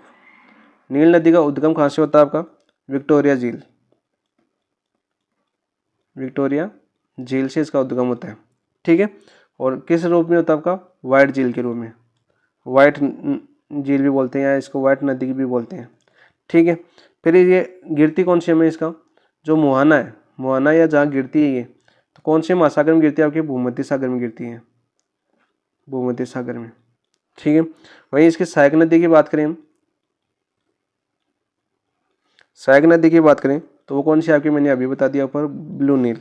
और जो ये आपकी जो ब्लू नील और व्हाइट नदी है, दोनों है ना, दोनों ब्लू और दोनों कौन से आपके सूडान के अंदर मिलती हैं, सूडान में मिलती हैं। और सूडान में कौन सी मिलती है आपकी, मिलने के बाद ये क्या कहलाती है, फिर नील कहलाती है आपकी। सूडान में मिलती है और फिर आपकी क्या कहलाती है, नील कहलाती है। ये पूछा जाता है कि और सूडान में कौन से स्थान पर मिलती है आपकी, खार्तूम में। खार्तूम में मिलती है ये दोनों नदियाँ, और खार्तूम में मिलने के बाद ये नदी क्या कहलाती है आपकी, नील नदी कहलाती है। ये बात करें नील नदी की तो विश्व की सबसे लंबी नदी है ये आपकी, विश्व की सबसे लंबी नदी, लंबी नदी कौन सी आपकी, नील नदी। और वही इस पर बांध की बात करिए जो बार बार आपको पूछा जाता है, तो बांध कौन सा आपका, आसवान बांध। और इस झील जो आसवान बांध है इसके पीछे जो झील है, पीछे झील, उस झील का नाम क्या है आपका, मासेर झील। सभी क्वेश्चन आपके एग्जाम में आए हुए हैं, ठीक है। तो आंसर क्या हो जाएगा इसका, ऑप्शन नंबर 3, जो कांगो इसकी सहायक नदी नहीं है। वही कांगो की बात करें हम, देखो आपका कांगो नदी की बात करते हैं यहाँ पर आपकी, तो कांगो की बात करें, कांगो आपकी भूमध्य रेखा को 2 बार काटती है। क्या करती है आपकी, भूमध्य रेखा को 2 बार काटती है। ये क्वेश्चन पूछा गया है कि कौन सी नदी भूमध्य रेखा को 2 बार काटती है। एक और आएगी लिम्पोपो, जो मकर रेखा को 2 बार काटती है, 2 बार काटती है, ठीक है। वही आपकी जो प्रागवे है, जो अमेजन और जो आपकी प्राणा है, ये आपकी कौन से माध्यम में बहती है आपकी, दक्षिणी अमेरिका माध्यम में। ये दोनों नदियाँ दक्षिणी अमेरिका माध्यम में बहती है। और आपकी प्राणा है, प्रागवे के अलावा एक और नदी है इनकी, उरुग्वे। ये दोनों इसकी प्राणा की सहायक नदी है। वही कांगो नदी की बात करें तो इस पर जलप्रपात पूछा जाता है। जलप्रपात कौन सा है, इस पर कौन सा आपका, स्टेल नेले जलप्रपात। कौन सी नदी पर स्थित है आपकी, कांगो नदी पर स्थित है। ये सभी क्वेश्चन आपके पूछे हुए क्वेश्चन है। आंसर हो जाएगा इसका ऑप्शन नंबर 3। नेक्स्ट देखते हैं क्वेश्चन नंबर हम 64 की बात करते हैं हम। देखो पाम ऑयल परिवहन के कारण कौन सी नदी को तेल नदी कहते हैं। जहाँ पाम ऑयल यानी जो तेल का परिवहन करता है, यानी जो उस नदी का जो मार्ग है, उस नदी के अंदर से यानी जहाजों के माध्यम से तेल पर होता है आपका, पाम ऑयल है उसका परिवहन होता है। इसी कारण उसका नाम भी क्या पड़ गया, तेल नदी पड़ गया। क्या पड़ गया आपका, तेल नदी। तो कौन सी आपकी, वोल्टा नदी है, लिम्पोपो नदी है, नाइजर नदी है या नील नदी। तो आंसर क्या हो जाएगा आपका, ऑप्शन नंबर 2, ठीक है। नाइजर नदी कौन से महाद्वीप में स्थित है, ये नाइजर नदी आपके अफ्रीका महाद्वीप में, अफ्रीका महाद्वीप। तो ज्यादातर क्वेश्चन आपके देश नहीं पूछा जाता, सबसे पहले महाद्वीप पूछा जाता है, ठीक है। वही बात करो, देखो मैंने अभी बताया था आपका लिम्पोपो नदी के बारे में। तो लिम्पोपो नदी है वो अफ्रीका, ये भी आपके अफ्रीका में है। वैसे तो कहाँ पर आपकी, अफ्रीका के अंदर ही है। और ये जो लिम्पोपो नदी है ये मकर रेखा को 2 बार काटती है, मकर रेखा को 2 बार काटती है। सभी क्वेश्चन पूछे गए। अभी मैंने जस्ट पीछे बताया कि भूमध्य रेखा को 2 बार कौन सी नदी काटती है, कमेंट में बताओ ताकि आपको याद हो जाए। नील के बारे में हमने जान लिया। वोल्टा नदी देखो आपका, वोल्टा नदी के बारे में कौन से देश में बहती है वोल्टा, आपकी घाना देश में अफ्रीका की है। ये सभी नदी आपकी अफ्रीका की है, घाना देश में प्रभावित होती है। ये आपकी कौन से देश में, आपकी घाना के अंदर, ठीक है। अफ्रीका महाद्वीप की ये सारी नदियाँ, इस चीज़ को भी आप याद कर लेना। आंसर हो जाएगा इसका ऑप्शन नंबर 2। नेक्स्ट बात करते हैं देखो क्वेश्चन नंबर 65 की। निम्नलिखित में से असममिलित युग्म है। तो ये आपकी पर्वत श्रेणियों से संबंधित क्वेश्चन था, और पर्वत श्रेणियों से क्वेश्चन भी आपका आता है सेकंड ग्रेड के एग्जाम के अंदर। तो देखो आपका मैकेंजी श्रेणी है, तो मैकेंजी श्रेणी आपकी कनाडा के अंदर है, बिल्कुल राइट है ये आपका, पहला तो बिल्कुल सही है। पिरेनीज पर्वत आपके स्विट्जरलैंड के अंदर नहीं है। आपका दूसरा ऑप्शन है ये आपका असंगत है। तो आंसर क्या हो जाएगा, वो ऑप्शन नंबर 2। तो सर फिर आपका पिरेनीज पर्वत है वो कहाँ पर है आपका, ये आपका जो मैं बताऊँ आपका फ्रांस व स्पेन की सीमा पर, ये आपकी फ्रांस व स्पेन की सीमा पर। काफी बार आपके एग्जाम में पूछा गया है। क्या पूछा गया है कि फ्रांस व स्पेन की सीमा पर कौन सा पर्वत श्रेणी स्थित है। तो आपका है पिरेनीज पर्वत। वही बात करते हैं हम स्विट्जरलैंड की। तो स्विट्जरलैंड में कौन सी पर्वत श्रेणी स्थित है, आपकी जूरा पर्वत, जूरा पर्वत। ये कहाँ पर आपके, स्विट्जरलैंड में। बाकी देखो ब्लैक फॉरेस्ट जो मैंने बात बताया था ना आपकी, जो राइन नदी वाला, ये आ गया देखो ब्रेन फॉरेस्ट जो जर्मनी, ये आपकी राइन नदी है। और इसके जो कौन सा बोलता है, भरत क्षेत्र से होकर गुजरती है राय नदी। ठीक है, किसके लिए जानी जाती है राय नदी, तो आपको याद है अभी मैंने बताया था राय नदी किसके लिए जानी जाती है, सबसे व्यस्तम मार्ग आपका राय नदी वाला रूर क्षेत्र के रूप में जानी जाती है। और किसके लिए जानी जाती है ये कमेंट में बताओ आप, आपको याद है कि नहीं, मैं बताऊँ क्या, कोयला। ठीक है, ऐसे याद होना चाहिए आपका। मैकडोनेल आपकी पश्चिमी ऑस्ट्रेलिया के अंदर। तो हमें तो ऐसा तो पूछा था, आंसर जगह को ऑप्शन नंबर 2। नेक्स्ट है क्वेश्चन नंबर 66 की बात करते हैं। निम्नलिखित में से कौन सी पर्वत श्रेणी अल्पाइन पर्वत युग से संबंधित नहीं है, कौन से पर्वत युग से संबंधित नहीं है, आपको ये पूछा गया क्वेश्चन है। तो अल्पाइन पर्वत श्रेणी से नहीं है, वो पूछा गया हमें। तो देखो 66 में आपका आल्पस है, ये आपके अल्पाइन से संबंधित है बिल्कुल। और कौन से महाद्वीप में आपके आल्पस, यूरोप में। कौन से महाद्वीप में स्थित है, आल्पस यूरोप के अंदर स्थित है। वही एंडीज, एंडीज देखो ये भी आपकी किससे संबंधित है, आपकी अल्पाइन पर्वत युग से संबंधित है। और ये आपका कौन से माध्यम में, एंडीज विश्व की सबसे बड़ी पर्वत श्रेणी है, ये आपकी दक्षिण अमेरिका में। देखो यहाँ पर वापस आ गया ये आपका, और मैंने काफ़ी बार रिवीजन करवा दिया एंडीज पर्वत श्रेणी। तो विश्व की सबसे लंबी पर्वत श्रेणी कौन सी है, आपकी एंडीज पर्वत श्रेणी। अब इतनी बार बोल दिया, आप बोल पाओगे क्या, नहीं बोल पाओगे। हिमालय देखो, हिमालय को तो कौन नहीं जानता, अपने एशिया के अंदर है हिमालय। ठीक है, तो बच्चा कौन सा आपका, यूराल। तो यूराल है वो अल्पाइन पर्वत युग से संबंधित नहीं है, तो आंसर हो जाएगा ऑप्शन नंबर 4। वही बात करिए यूराल कौन से में आपकी महाद्वीप में स्थित है, ये यूराल आपके यूरोप महाद्वीप में स्थित है। और आपने ये क्वेश्चन पढ़ा होगा कि एशिया को यूरोप से अलग कौन करता है, जैसे काला सागर, लाल सागर, यूराल पर्वत श्रेणियाँ, ये एशिया को किससे अलग करती है, आपके यूरोप से अलग करती है। ये क्वेश्चन आपका एग्जाम में आया हुआ है, याद करना है इसे। ऑप्शन नंबर 4 आपका राइट आंसर हो जाएगा 66 का। नेक्स्ट क्वेश्चन नंबर 67 की बात करते हैं। देखो माउंट मैकिले स्थित है, माउंट मैकिले स्थित है। देखो मैंने पर्वत चोटियाँ बताई थी बार, सबसे ऊंची सबसे नीची। तो देखो यूरोप में स्थित है, एशिया में स्थित है, उत्तरी अमेरिका में स्थित है, या अफ्रीका के अंदर स्थित है। तो आंसर क्या हो जाएगा आपका 67 में, आपका आंसर हो जाएगा ऑप्शन नंबर 3। उत्तरी अमेरिका की नहीं बताई थी, वही आपका आंसर हो जाएगा। और उत्तरी अमेरिका की ये सबसे ऊँची चोटी है, उत्तरी अमेरिका महाद्वीप है, यहाँ की सबसे ऊँची चोटी। देखो मैंने जो सातों महाद्वीप है, सातों महाद्वीपों की सबसे ऊंची चोटी और सबसे निम्नतम बिंदु, तो 4 का 5 का बता दिया, और सबसे ऊंची चोटी सभी की बता दी। वही बात करते हैं, देखो यूरोप वापस आ गया आपका। यूरोप की नहीं बताई थी क्या, यहाँ पर देख लो आप, यूरोप की माउंट एल्ब्रुस है। कौन सी आपकी, माउंट एल्ब्रुस। एशिया की बताई थी मैंने, माउंट एवरेस्ट। वापिस याद कर लो, देखो माउंट एवरेस्ट। थोड़ी क्लास लंबी हो जाएगी ऐसे सभी का वापस बताऊंगा। तो अफ्रीका की आपकी किलिमंजारो, किलिमंजारो। ठीक है, तो आंसर क्या हो जाएगा इसका, ऑप्शन नंबर 3। हमें तो याद होना चाहिए। ठीक है, नेक्स्ट है क्वेश्चन नंबर 20 की बात करते हैं हम। निम्नलिखित में से ऑस्ट्रेलिया का सर्वोच्च पर्वत शिखर कौन सा है। देखो मैंने पहले बता दिया इसका, कौन सा ऑस्ट्रेलिया का, कोसी उसको है, या माउंट एवरेस्ट एशिया का है, ब्लू माउंटेन है, या माउंट विंसन है। तो आंसर क्या हो जाएगा 68 का, कोसी उसको, ऑप्शन नंबर 1 आपका राइट आंसर हो जाएगा। ठीक है, वही माउंट विंसन आपकी मैंने बता दिया कौन सी, अंटार्कटिका महाद्वीप का।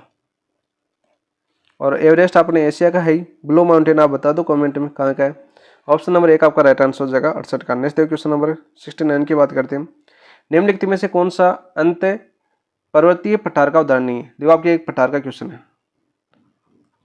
पठार का क्वेश्चन। देखो वर्ल्ड ज्योग्राफी मैंने कल भी बताया था कि हर टॉपिक से एक क्वेश्चन आता है। कौन सी किस्मत में आपका अच्छा होगा, आपकी किस्मत होगी, वहाँ से क्वेश्चन आएगा। ठीक है, लेकिन एक एक क्वेश्चन हर टॉपिक से, टॉपिक वाइज क्वेश्चन आएगा, तो हर टॉपिक से एक क्वेश्चन आएगा। ठीक है, जितने भी 4-5 क्वेश्चन आते हैं आपके, तीन से लेकर 5-7 तक क्वेश्चन आते हैं, वो डिपेंड करता है एग्जामिनर के ऊपर। और जहाँ से जैसे महाद्वीपों से पूछेगा, तो एक पठार से, किसी भी एक महाद्वीप से एक पठार पूछ लेगा, एक नदी पूछ लेगा। ठीक है, या सबसे बड़ा, सबसे छोटा, सबसे ऊंचा, सबसे निम्नतम, फैक्ट क्वेश्चन ज़्यादा पूछता है। ठीक है, वर्ल्ड ज्योग्राफी में ये याद रखना कि ऊंचा, निम्नतम बिंदु, सबसे गहरा बिंदु, सबसे बड़ा देश, आसपास के देश, वो सब पूछते हैं, वो भी याद कर लेना। ठीक है, निम्नलिखित में से कौन सा अंतर पर्वतीय पठार का उदाहरण नहीं है। तो ईरान का पठार, तो ईरान का पठार आपका अंतर पर्वतीय पठार है, बिल्कुल राइट। शान का पठार ये भी है, तिब्बत का पठार ये भी अंतर पर्वतीय पठार है, लेकिन उदाहरण नहीं है पूछा था हमें, साइबेरिया का पठार नहीं है। ठीक है, आंसर क्या हो जाएगा आपका, ऑप्शन नंबर 4। वही बात करिए, सभी पठार है ना आपके एशिया महाद्वीप के। सबसे पहले पठार का नाम आता है और महाद्वीप पूछता है, तो ये सभी आपके चारों है ना, चारों किसके, आपके एशिया महाद्वीप है। देखो ईरान है, तो ईरान का पठार है वो किन दोनों पर्वतों के बीच है आपका। देखो एल्ब्रुस और जेगोर्स, एल्ब्रुस व जेग्रोस पर्वत श्रेणी के बीच है, पर्वत श्रेणी के बीच। क्वेश्चन पूछा जा चुका है क्या पूछा जा चुका है कि ईरान के अंदर कौन सी पर्वत श्रेणियां हैं, एल्ब्रूज और जैग्रोस, और अभी ईरान के साथ युद्ध हुआ तो थोड़ा चर्चा में ध्यान रखना। सान का पठार की बात करें तो सान का पठार देखो अपने पड़ोसी देश के अंदर है, म्यांमार, ठीक है, म्यांमार से लिखा हूं ना मैंने, म्यांमार, ठीक है। बर्मा 1935 में इसको अलग किया था भारत से, 1935 का अधिनियम, देखो याद रखना। ये कि इसमें कौन सी पर्वत श्रेणी है आपका, अराकान योमा व पेंगु योमा पर्वत श्रेणी के बीच, पर्वत श्रेणी के बीच,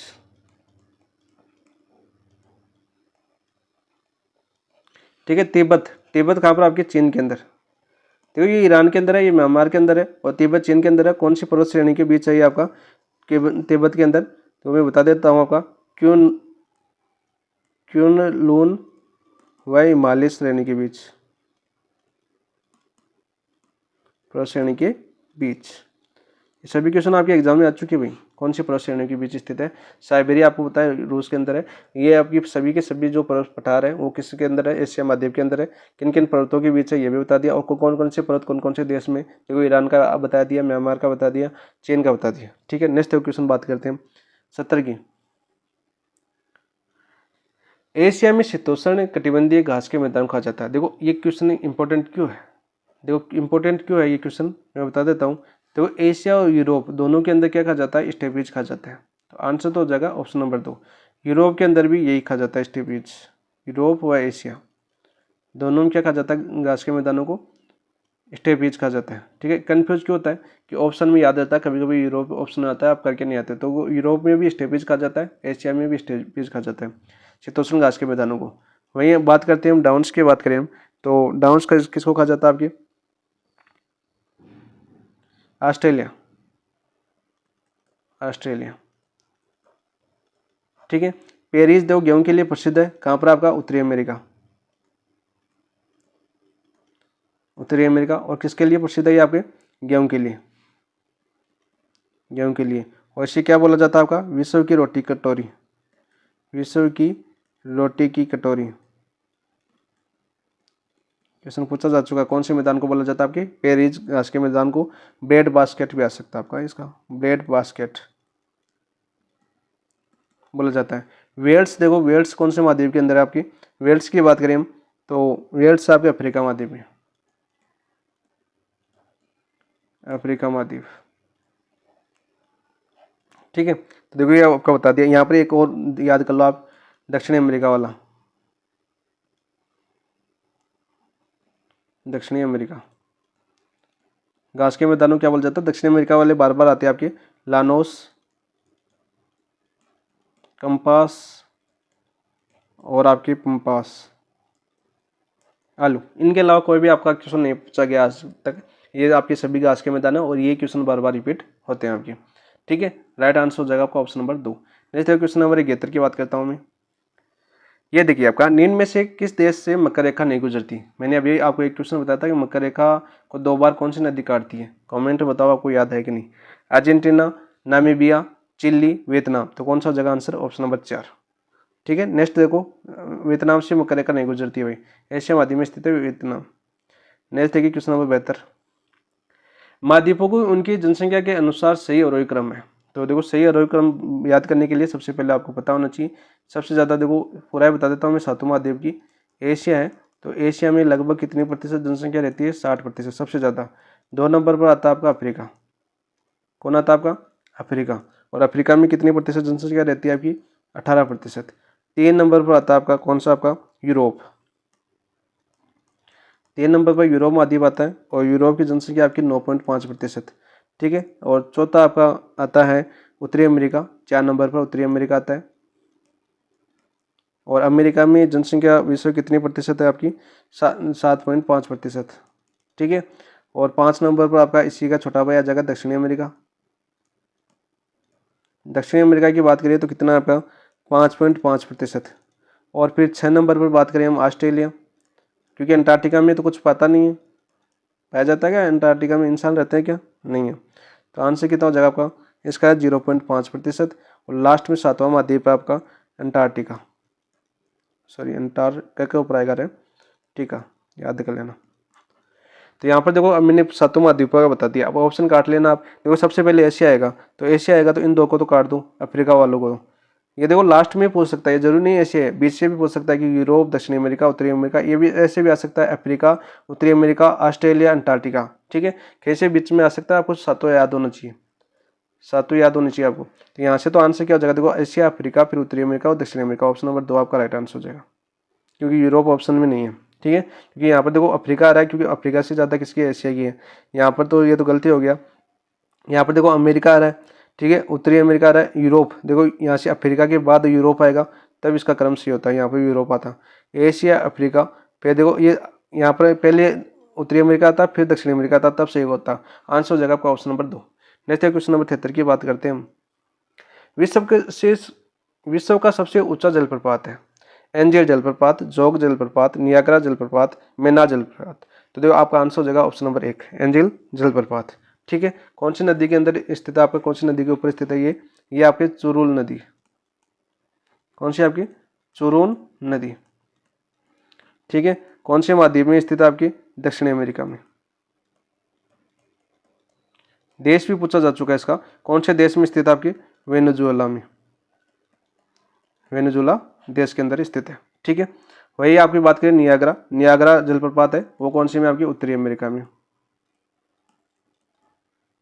और मेना जलप्रपात आपके भारत में, और भारत में कहाँ पर आपके, याद है क्या आपको, बनास नदी पड़ी थी क्या आपकी, वैसे राजस्थान का टेस्ट हुआ था तब, पता है कि मेनाल नदी निकलती है आपकी। और कहाँ पर स्थित है ये जलप्रपात, चित्तौड़गढ़ में है, चित्तौड़गढ़, मेनाल नदी के ऊपर है मेनाल जलप्रपात। ठीक है, राजस्थान के अंदर। जोग जलप्रपात आप सर्च करके बताना कहाँ पर स्थित है। आंसर हो जाएगा ऑप्शन नंबर 1। नेक्स्ट है क्वेश्चन नंबर 74।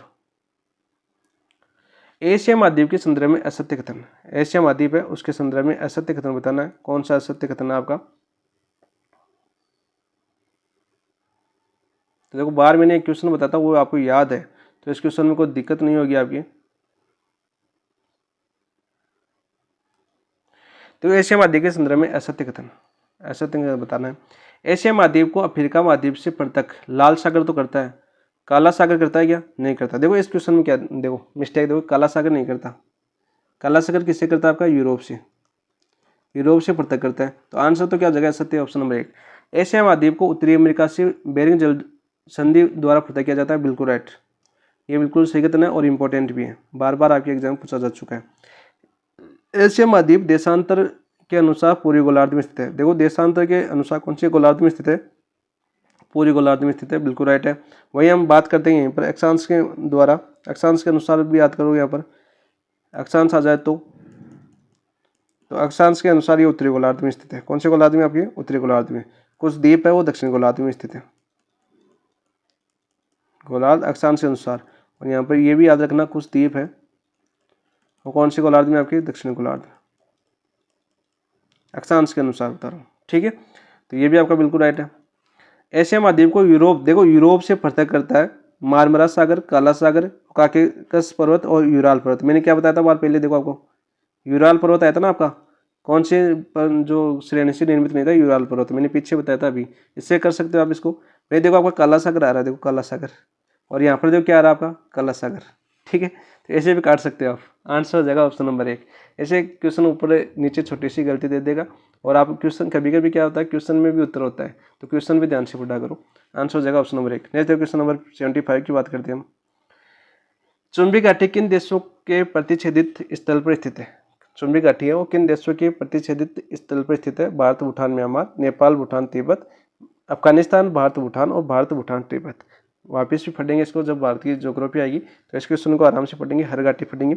आंसर क्या हो जाएगा आपका, ऑप्शन नंबर 4, भारत, भूटान और तिब्बत के बीच आपकी चुंबी घाटी। आंसर हो जाएगा ऑप्शन नंबर 4। नेक्स्ट है क्वेश्चन नंबर 76 की बात करते हैं। देखो दूसरे अखिल भारतीय जल मंत्री सम्मेलन के संबंध में निम्नलिखित कथनों पर विचार कीजिए। यह सम्मेलन केंद्रीय जल मंत्रालय के नेतृत्व में 18 से 19 फरवरी जयपुर में आयोजित हुआ, नहीं, कहाँ पर आयोजित होता है, ये तो भोपाल के अंदर आयोजित हुआ था, मध्य प्रदेश। तो पहला तो आपका गलत हो गया। और राष्ट्रीय करंट कैसे आ गया आपके। इस सम्मेलन का विषय भारत @ 2047 जल सुरक्षित राष्ट्र था, तो बिल्कुल राइट। ठीक है, ये दूसरे का बात कर, अच्छा, दूसरे अखिल भारतीय का बात कर रहे हैं, तो यहाँ पर देखो ये भोपाल में होता है, इसका दूसरा ये बिल्कुल राइट है। तो आंसर क्या हो जाएगा, केवल 2 सही। तो देखो कौन सी ऑप्शन में, केवल 2, ऑप्शन नंबर 2 आपका राइट आंसर हो जाएगा। सत्य पूछा था हमें। नेक्स्ट देखो क्वेश्चन बात करते हैं क्वेश्चन नंबर 77 की। तो 77 की आपका देखो, इसमें देखो क्या बात है। अब नई ज्योग्राफी की बात करें तब तो इसको कर देगा जो नई ज्योग्राफी नहीं पढ़ा है अभी तक। तो यहाँ पर देखो, पर्यटन विभाग द्वारा वन डिस्ट्रिक्ट वन डेस्टिनेशन योजना के अंतर्गत चुने गए पर्यटन स्थलों को संबंध में युग्म का विचार कीजिए। पर्यटन स्थल और जिला, तो लोहागढ़ धाम है वो झुंझुनू है, झुंझुनू की उदयपुर वाटी में, तो ये तो आपका शामिल किया गया है। रणकपुर मंदिर आपके पाली में, ये भी आपका शामिल है। जयसमंद झील उदयपुर और श्रीनाथ मंदिर राजसमंद में, ये भी शामिल है। तो ये यहाँ पर गलत सही कौन सा है? देखो इसमें ऑप्शन दे रखा है, देखो ऑप्शन क्या दे रखा है इसमें, चारों ऑप्शन भी दे रखा है, देखो चारों ऑप्शन, लेकिन इसमें सही क्या आपका केवल 3 सही है। क्यों सही है आपका 3? देखो इसको समझो, कैसे समझोगे आप इसको कि अब जो जयसमंद है, जयसमंद देखो जयसमंद झील अब उदयपुर के अंदर नहीं आती, जयसमंद किसके अंदर आती है आपकी? सलूम्बर के अंदर। सलूम्बर क्या बन चुका है? जिला बन चुका है, ठीक है। और यहाँ पर उदयपुर से कौन से 2 लिया गया है? उदयपुर से तो फतेह सागर थी, फतेह सागर उदयपुर से 2 ली गई है, एक पिछोला झील थी, पिछोला झील, इसलिए आपका केवल 3 सही है, क्योंकि जयसमंद अब किस में आ गया आपका? सलूम्बर के अंदर आ गया, ठीक है। सलूम्बर में बड़ी आएगी मात्रा। आंसर जगह ऑप्शन नंबर क्या हो गया आपका आंसर? देखो ऑप्शन नंबर 3, और कलाम ने 3 माना है, तभी अब मैंने बताया आपको कि सलूम्बर जिला है, उसमें जयसमंद जिला आ गई। आंसर हो गया आपका 3 सही है आपके, option number 3। Next question number 78 की बात करते हैं। अच्छा टाइम हो गया, मैं तो पता ही नहीं चला। मरु महोत्सव 2025 के संबंध में निम्नलिखित कथनों पर विचार कीजिए। मरु महोत्सव है 2025 के संबंध में निम्नलिखित कथनों पर हमें विचार करना है और थोड़ा फास्ट करेंगे, ठीक है। इसका आयोजन 9 से 12 फरवरी जैसलमेर के अंदर हुआ। तो आप सभी को पता है मरु महोत्सव फरवरी के अंदर होता है, और कहाँ पर होता है आपका? जैसलमेर के अंदर। तो राइट आंसर है आपका पहला। तो इस महोत्सव के दौरान मिस्टर डेजर्ट मरु श्री का खिताब गोपाल सिंह ने जीता। नहीं, गोपाल सिंह ने नहीं जीता, वो जीता था आपकी किसने? धीरज सिंह ने, धीरज सिंह ने। तो ये गलत हो जाएगा। उपयुक्त में से सत्य कथन की पहचान करनी है, किसकी? सत्य की। तो आपका केवल एक सत्य, आंसर हो जाएगा option number 1। Next question number 79 की बात करते हैं हम। 79 क्या आपका? देखिए 79 है, नीति आयोग द्वारा जारी राजकोषीय स्वास्थ्य सूचकांक 2025 के संदर्भ के अंतर्गत राजस्थान किस श्रेणी में सम्मिलित रहा? अचीवर में रहा, फ्रंट रनर में रहा, परफॉर्मर में रहा, या एस्पिरेशनल में रहा? किस में रहा आपका? परफॉर्मर। ऑप्शन नंबर 3 आपका राइट आंसर हो जाएगा। और इंपॉर्टेंट है, जो आपके एक सूचकांक का क्वेश्चन पक्का आता है आपकी सेकंड ग्रेड में, सूचकांक का क्वेश्चन। करंट की बात करें तो करंट का तो पैटर्न चेंज हो चुका है, जैसी किस्मत होगी वैसा आएगा, लेकिन जैसे पहले के पेपरों का हम देखें, एनालिसिस करें, तो उसमें आपकी सूचकांक का एक क्वेश्चन हमेशा पूछा है और आता भी है एक सूचकांक का, तो सभी सूचकांक आपको याद होनी चाहिए। इस बार पैटर्न चेंज होगा तो सूचकांक की पूरी चीज़ें पूछ लेगा, कितना स्कोर था, किस स्कोर के साथ रहा, कौन से स्थान पर रहा, कौन सी श्रेणी में रहा, तो ऐसी हर चीज़ आपको डिटेल से याद करना भाई, ठीक है। नेक्स्ट क्वेश्चन नंबर 80 की बात करते हैं। 38वीं राष्ट्रीय खेलों में स्वर्ण पदक विजेता किस खेल से खिलाड़ी हरचरण सिंह का संबंध है? तो वो कौन से खेल से है? वुशु से, निशानेबाजी से है, कबड्डी से, या भारोत्तोलन से? तो आपके कौन? हरचरण सिंह है। हरचरण का संबंध किससे? आपके भारोत्तोलन से। वही बात करें 38वें खेलों में, तो ये कहाँ पर होती है? आपके उत्तराखंड के अंदर होती है। कहाँ पर होती है? आपके उत्तराखंड के अंदर, ठीक है। और राजस्थान की बात करें, इसमें राजस्थान का पदक कितने जीते थे? राजस्थान ने 43। और राजस्थान का स्थान कौन सा रहता है आपका? स्थान रहता है आपका 15। नेक्स्ट क्वेश्चन बात करते हैं 81 की। भारत सोलर एक्सपो 2025 का आयोजन कहाँ हुआ था आपका? JECC सीतापुरा जयपुर। आंसर हो जाएगा 81 का, ऑप्शन नंबर 1। नेक्स्ट देखो क्वेश्चन नंबर 82 की बात करते हैं हम। एक इंपॉर्टेंट क्वेश्चन आपका राइजिंग वाला। राइजिंग राजस्थान के तहत हुए निवेश समझौते के क्रियान्वयन हेतु राज्य सरकार ने त्रिस्तरीय समीक्षा प्रणाली प्रारंभ की। कौन सी स्तरीय? देखो आपका सबसे पहले तो आपको ये याद होना चाहिए, त्रिस्तरीय समीक्षा प्रणाली। इसके अनुसार 1000 करोड़ रुपए के ऊपर, 1000 करोड़ रुपए से ऊपर MOU की समीक्षा हेतु अधिकृत है। कौन है? मुख्यमंत्री है, वित्त मंत्री है, मुख्य सचिव है, विभागीय सचिव है। तो देखो 1000 करोड़ से ऊपर है तो MOU की समीक्षा केवल मुख्यमंत्री कर सकता है, तो आंसर हो जाएगा ऑप्शन नंबर 1, ठीक है। नेक्स्ट बात करते हैं देखो क्वेश्चन नंबर 83 की। पद्म पुरस्कार 2025 प्राप्त करता सिनकोफ निजाम का संबंध किस जिले से है? तो जयपुर से हैं, तो आपके राजस्थान की बात करें हम पद्म पुरस्कार की, तो राजस्थान को 3 को मिला है। ठीक है, तो ये तो जयपुर की कौन थी आपकी, बैतुल बेगम, मान रही का है आपकी बैतुल बेगम। ठीक है, 3 को मिला, लिख देता हूँ। राजस्थान में किन को मिला, 3 को मिला। बैतुल बेगम एक आंख है आपकी जयपुर की, और किसे संबंधित आपकी, मान गायिका।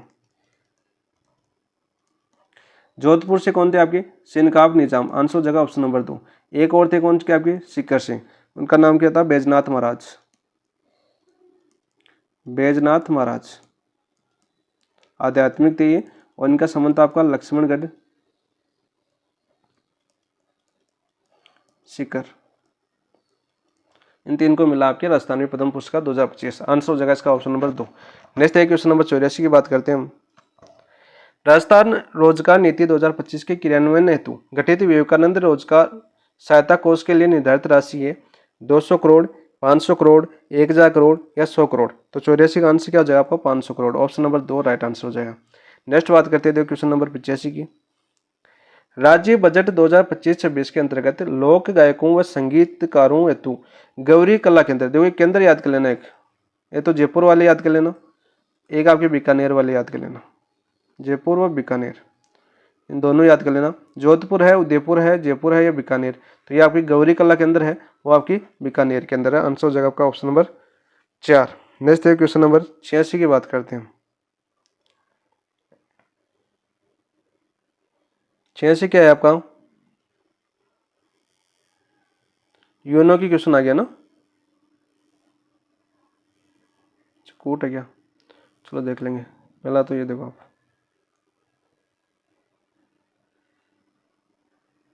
तो देखो 86 क्वेश्चन क्या आपका, संयुक्त राष्ट्र चार्टर के संबंध में सम्मिलित कीजिए, तो आपका यूएनओ का टॉपिक है, उसके क्वेश्चन आ गया आपके 15 क्वेश्चन ही आपके ये है। तो देखो क्या दे रखा है हमें, सूचित दे रखी है, विषय दे रखी है, अध्याय दे रखे है। ठीक है, तो देखो सुरक्षा परिषद है, सुरक्षा परिषद कौन से अध्याय के अंदर है, 5वें अध्याय के अंदर, कौन से अध्याय में आपके, 5वें अध्याय के अंदर। विवादों का शांतिपूर्ण समाधान, विवादों का जो शांतिपूर्ण समाधान है वो कौन से में आपके, 6ठे अध्याय के अंदर है।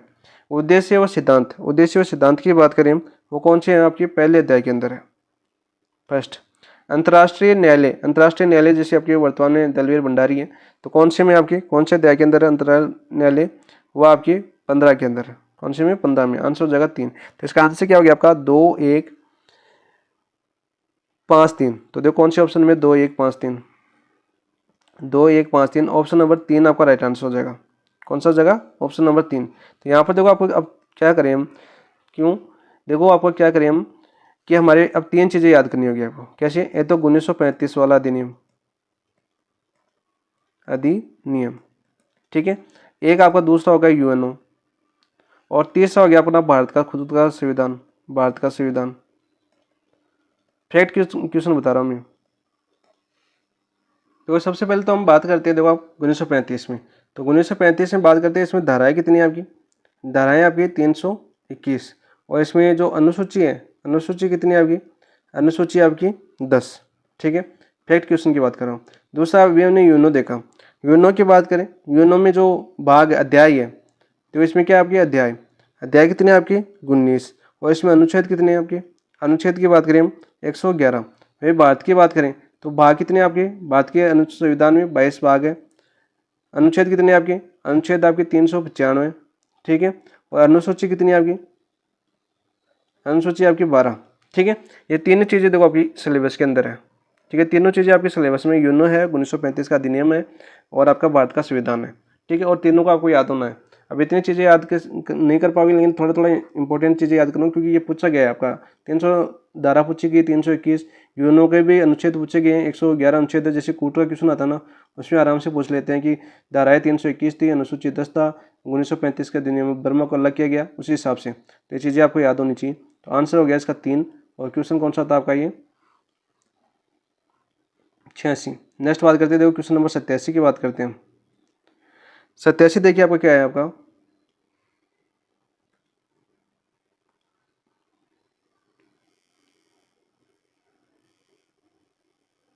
ठीक है, यहाँ पर देखो क्या दे रखा है 87 क्वेश्चन, निम्नलिखित कथनों पर हमें विचार करना है। ठीक है, करते हुए विचार, क्या है, भारत संयुक्त राष्ट्र संघ का मूल संस्थापक सदस्य है, बिल्कुल राइट, यहाँ तक तो बिल्कुल राइट है ये आपका। भारतीय संयुक्त राष्ट्र संघ का मूल संस्थापक सदस्य हैं, कितने थे आपके मूल संस्थापक देश? संस्थापक देश की बात करें हम तो कितने थे आपके? 51, ठीक है। और सबसे लास्ट में पोलैंड ने साइन किया था, किसने? पोलैंड ने, ये भी याद रखना। जिसने 30 अक्टूबर 1945 को यूएन चार्टर पर हस्ताक्षर किया, नहीं भारत ने हस्ताक्षर कब किया आपके? भारत ने जो हस्ताक्षर है, भारत ने हस्ताक्षर किए थे आपके 26 जून 1945 को, 26 जून 1945 को, ठीक है। फिर सर ये 30 अक्टूबर 1945 को क्या होता? देखो 30 अक्टूबर 1945 ना, 30 अक्टूबर 1945 को भारत संयुक्त राष्ट्र संघ में शामिल हुआ था, संयुक्त राष्ट्र संघ में शामिल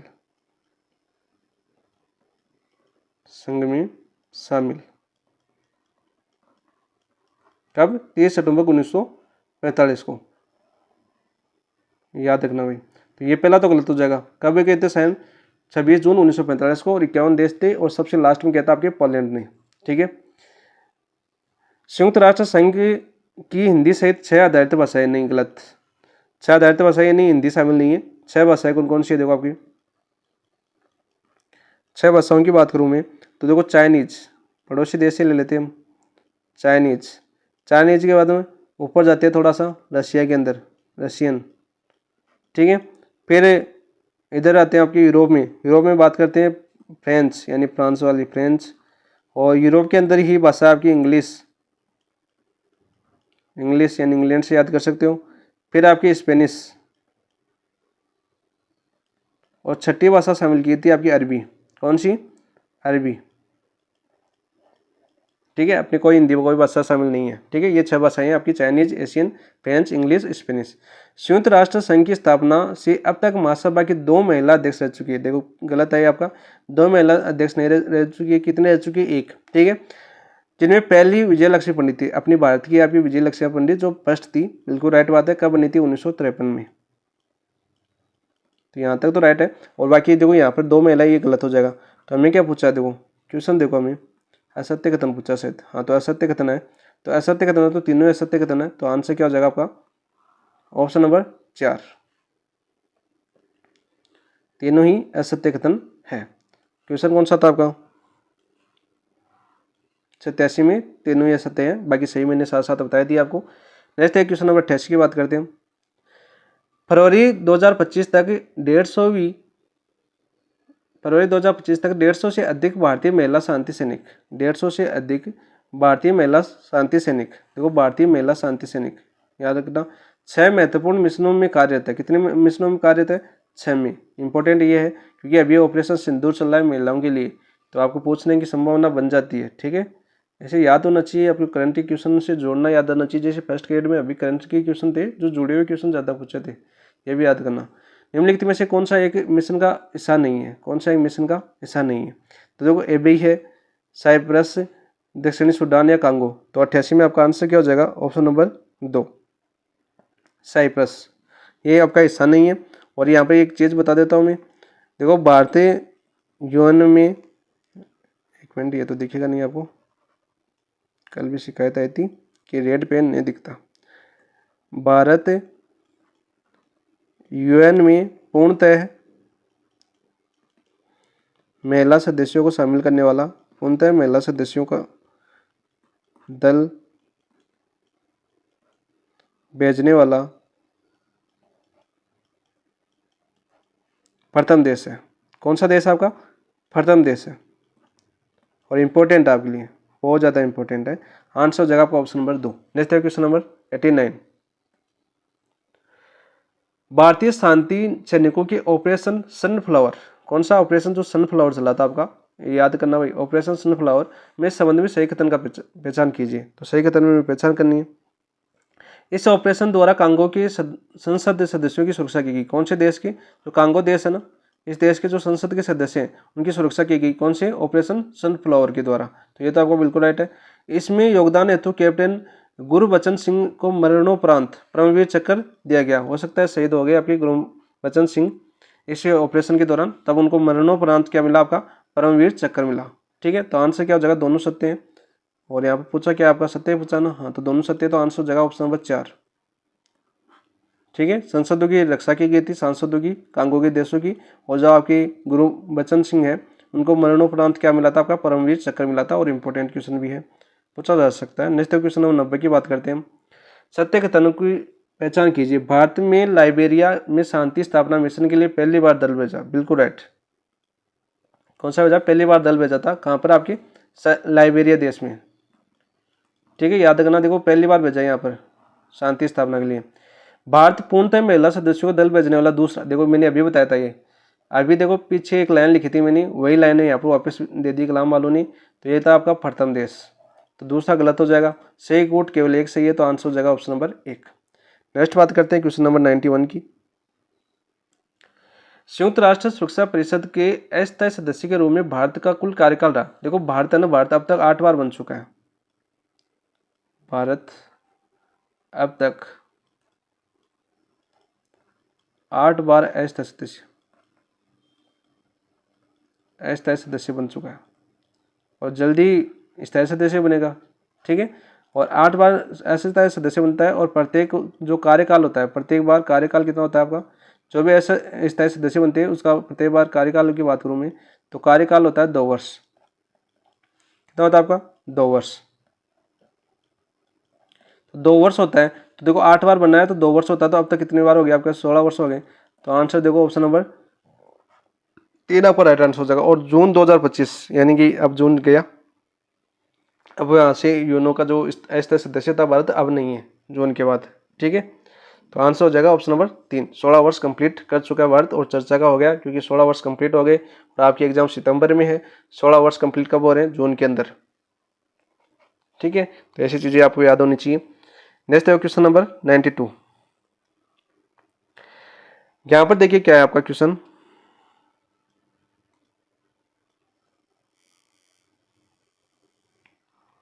मैं अपने लोगों व अपनी सरकार की ओर से इस महासभा को बताना चाहता हूं कि हम संयुक्त राष्ट्र चार्टर के सिद्धांतों और तथा उद्देश्यों की पूर्ति हेतु सिद्धांतों तथा उद्देश्यों की पूरी तरह पालन करते हैं और हम पूरी क्षमता से उन सिद्धांतों और उद्देश्यों को प्राप्ति के लिए काम करेंगे। यह कथन संयुक्त राष्ट्र सभा में किसके द्वारा दिया गया? विजय लक्ष्मी पंडित, रामास्वामी मुदालियर, वीटी कृष्णाचारी, पंडित जवाहरलाल नेहरू। तो ये दिया गया था, आपके प्रधानमंत्री थे पंडित जवाहरलाल नेहरू। और इनके द्वारा कब दिया गया था ये भाषण? इनका प्रथम भाषण था ये संयुक्त राष्ट्र के अंदर। फर्स्ट भाषण यानी प्रथम भाषण देने वाले फर्स्ट प्रधानमंत्री कौन थे? आपके जवाहरलाल नेहरू। और ये भाषण कब दिया था इन्होंने? 3 नवंबर 1948 को। 3 नवंबर 1948 को ये भाषण दिया। वही बात करें, देखो अभी हमने पढ़ा था क्या? आपकी विजय लक्ष्मी, ये कौन थी? आपकी फर्स्ट भारतीय थी। और ये आपकी जो महासभा थी, यूएन महासभा की प्रथम महिला अध्यक्ष, ये आपकी जवाहरलाल नेहरू की बहनी थी विजय लक्ष्मी पंडित। ठीक है, और ये आपकी फर्स्ट यूएन महासभा की प्रथम अध्यक्ष थी, आपकी प्रथम महिला अध्यक्ष। देखो कितनी बार यूजन हो गया आपका, वापिस से क्वेश्चन आ गया। रामास्वामी मुदालियर, देखो मुदालियर आयोग बार बार पढ़ते हो ना आप देखो इनका योगदान क्या रहता है आपका? योगदान की बात करते हैं इनकी, यूएन के अंदर योगदान क्या रहता है? देखो ये तो ये थे आपके रामास्वामी मुदालियर थे, जो आपका सैन फ्रांसिस्को सम्मेलन हुआ था आपका। कौन सा? सैन फ्रांसिस्को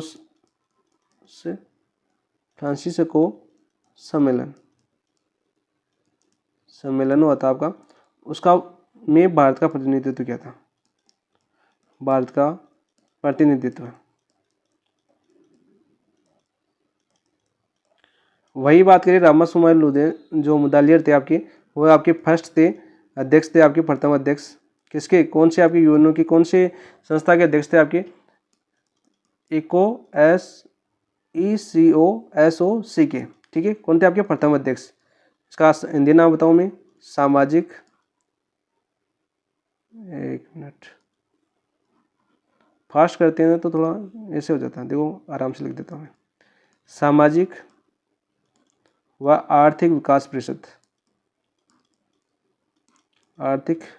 परिषद, शॉर्ट नाम आएगा आपका ECOSOC के प्रथम अध्यक्ष कौन थे? आपके प्रथम अध्यक्ष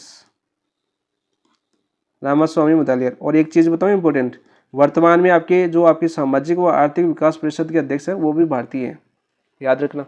अभी आएगा देखो आगे। तो आंसर क्या हो जाएगा इसका? Option number 4। नेक्स्ट देखो क्वेश्चन नंबर बात करते हैं, ये देखिए आपका 93 की आपका, भारत संयुक्त राष्ट्र संघ के UNSCEAR के प्रयासों का समर्थन करता है, जिसका उद्देश्य क्या है। देखो इसका उद्देश्य क्या, आपके जो भारत की जो सैनिक है, जो शांति सेना है आपकी, वायु अंतरिक्ष में हथियारों की होड़ को नियंत्रित करना, रंगभेद उपनिवेशवाद का उन्मूलन, आयनीकृत विकिरणों प्रभावों के संबंध में जन सामान्य में विकास पैदा करना, फिलिस्तीनी शरणार्थियों को के लिए मानव सेवाओं की आपूर्ति। तो 93 की बात करें, 93 में आपका आंसर हो जाएगा ऑप्शन नंबर 3, आयनीकृत विकिरणों के प्रभाव के संबंध में जन सामान्य में विश्वास पैदा करना, UNSCEAR के प्रयासों का समर्थन करता है। ठीक है, ऑप्शन नंबर 3 आपका राइट आंसर हो जाएगा इसका। नेक्स्ट है क्वेश्चन नंबर 94 की बात करता हूं मैं।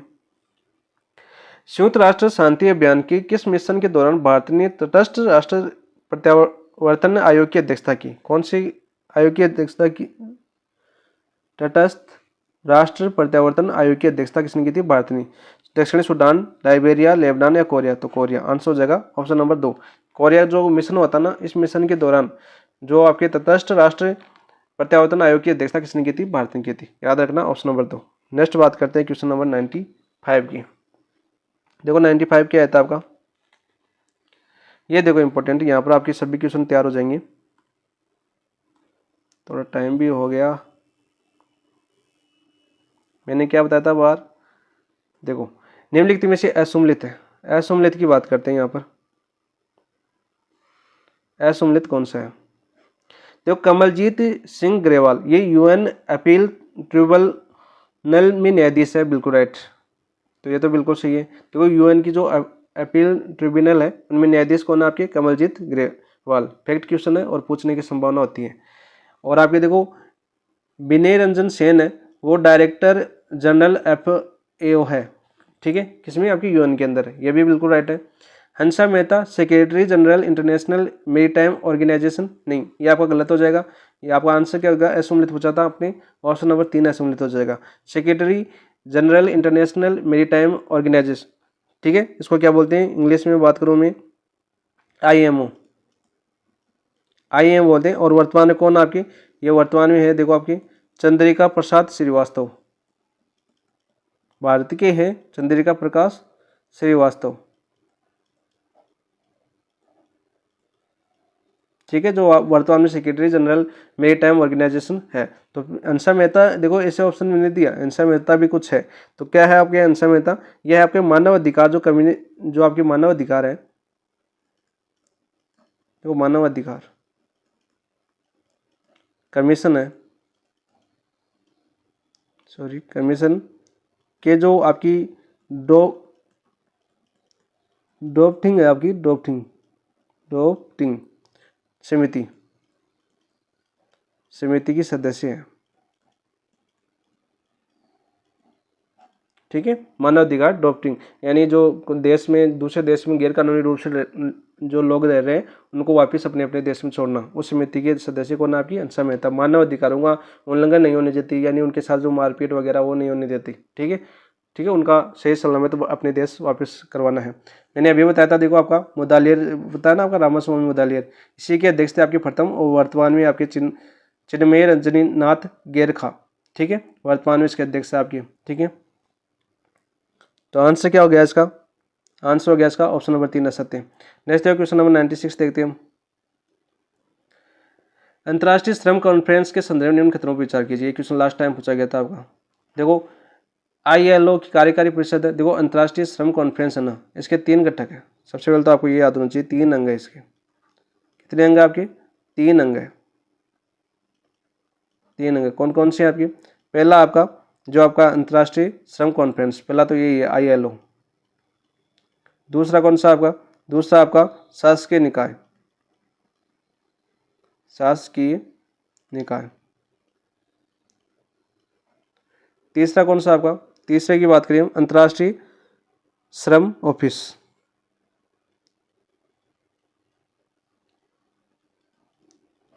श्रम ऑफिस,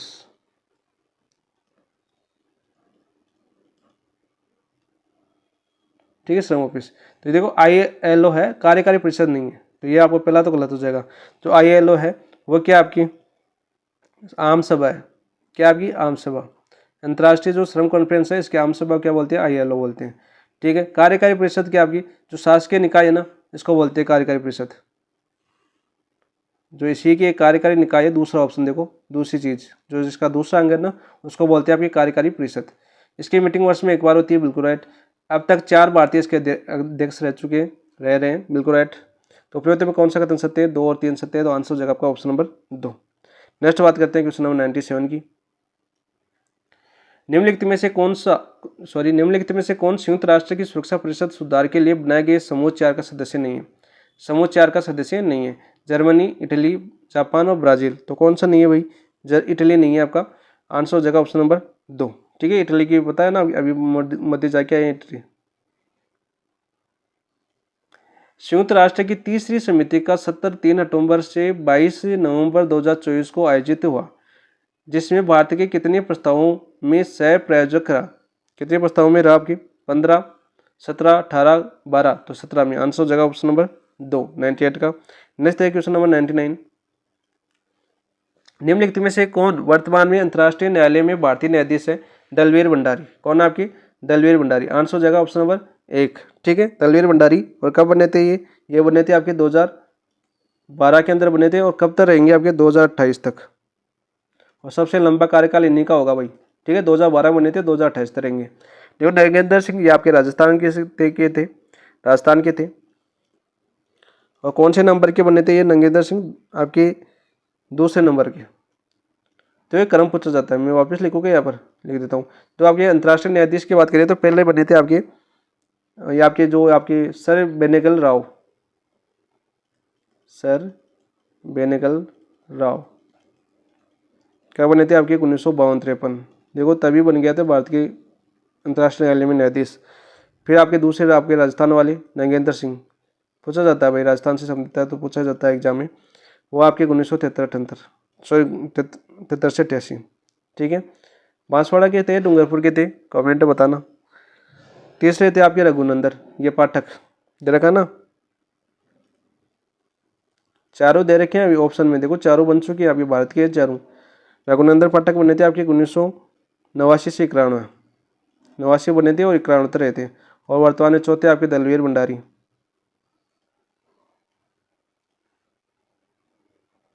दलवीर भंडारी, और ये बने थे आपके 2012 में और 2028 तक रहेंगे। इनका एक क्रम याद रखना, क्रम पूछा जाता है। ठीक है। और पूछ भी लिया आपके आरपीएससी ने, यदि प्रीवियस ईयर की क्वेश्चन आपने निकाले तो 2 बार पूछ लिया कम से कम। आंसर हो जाएगा ऑप्शन नंबर 1। नेक्स्ट है क्वेश्चन नंबर 100 और आज का अंतिम क्वेश्चन। भारत ने UN में 1.64 मिलियन राशि, कितनी, 1.64 मिलियन राशि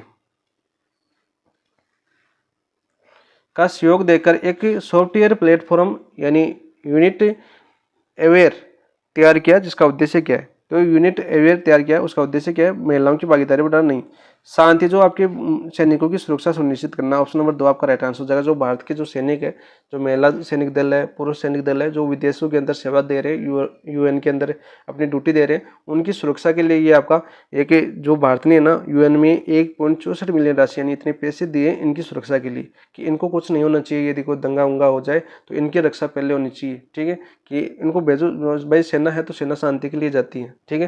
लेकिन इनकी सुरक्षा के लिए जैसे बहुत से भेदभाव होते हैं, नेशनल भेदभाव हो जाते हैं, कुछ भी हो जाता है, तो इन चीज़ों की सुरक्षा के लिए क्या साइन किया भारत ने, यूनिट अवेयर। ठीक है। आंसर हो जाएगा ऑप्शन नंबर 2 100 के अंदर। वही बात करता हूँ, देखो एक इंपॉर्टेंट चीज़ और हो जाती है आपकी 100 के अंदर, बता देता हूँ यही यूएनओ का, क्योंकि यही टेस्ट है यूएनओ का। यहाँ पर देखो आपका एक इम्पोर्टेंट क्वेश्चन और बनता है। देखो आपका जो मेरी टाइम सिक्योरिटी, अभी सिक्योरिटी से संबंधित क्वेश्चन है ना यहाँ पर, तभी बता रहा हूँ मैं कि अपने सैनिकों की सुरक्षा के लिए मेरी टाइम सिक्योरिटी पर खुली बहस जो इस पर खुली बहस हुई थी अपनी अभी कुछ ही दिनों पहले। तो इसका जो भारत का जो नेतृत्व किया था ना, भारत का नेतृत्व किसने किया था। तो नेतृत्व आप सभी को पता है, प्रधानमंत्री भी करता है या कोई और भी करता है, लेकिन अभी किया था आपके प्रधानमंत्री ने। तो वो कौन थे आपके, नरेंद्र मोदी। करंट का क्वेश्चन पूछा जाए तो यहाँ से पूछा जा सकता है नरेंद्र मोदी। और यहाँ पे इंपॉर्टेंट क्या बन गया अब, तो सर ये इसमें इंपॉर्टेंट क्या है, इसमें इंपॉर्टेंट ये है कि जो आपके संयुक्त राष्ट्र सुरक्षा परिषद है ना, संयुक्त राष्ट्र सुरक्षा परिषद, संयुक्त राष्ट्र सुरक्षा परिषद की अध्यक्षता करने वाले प्रथम प्रधानमंत्री बन चुके हैं।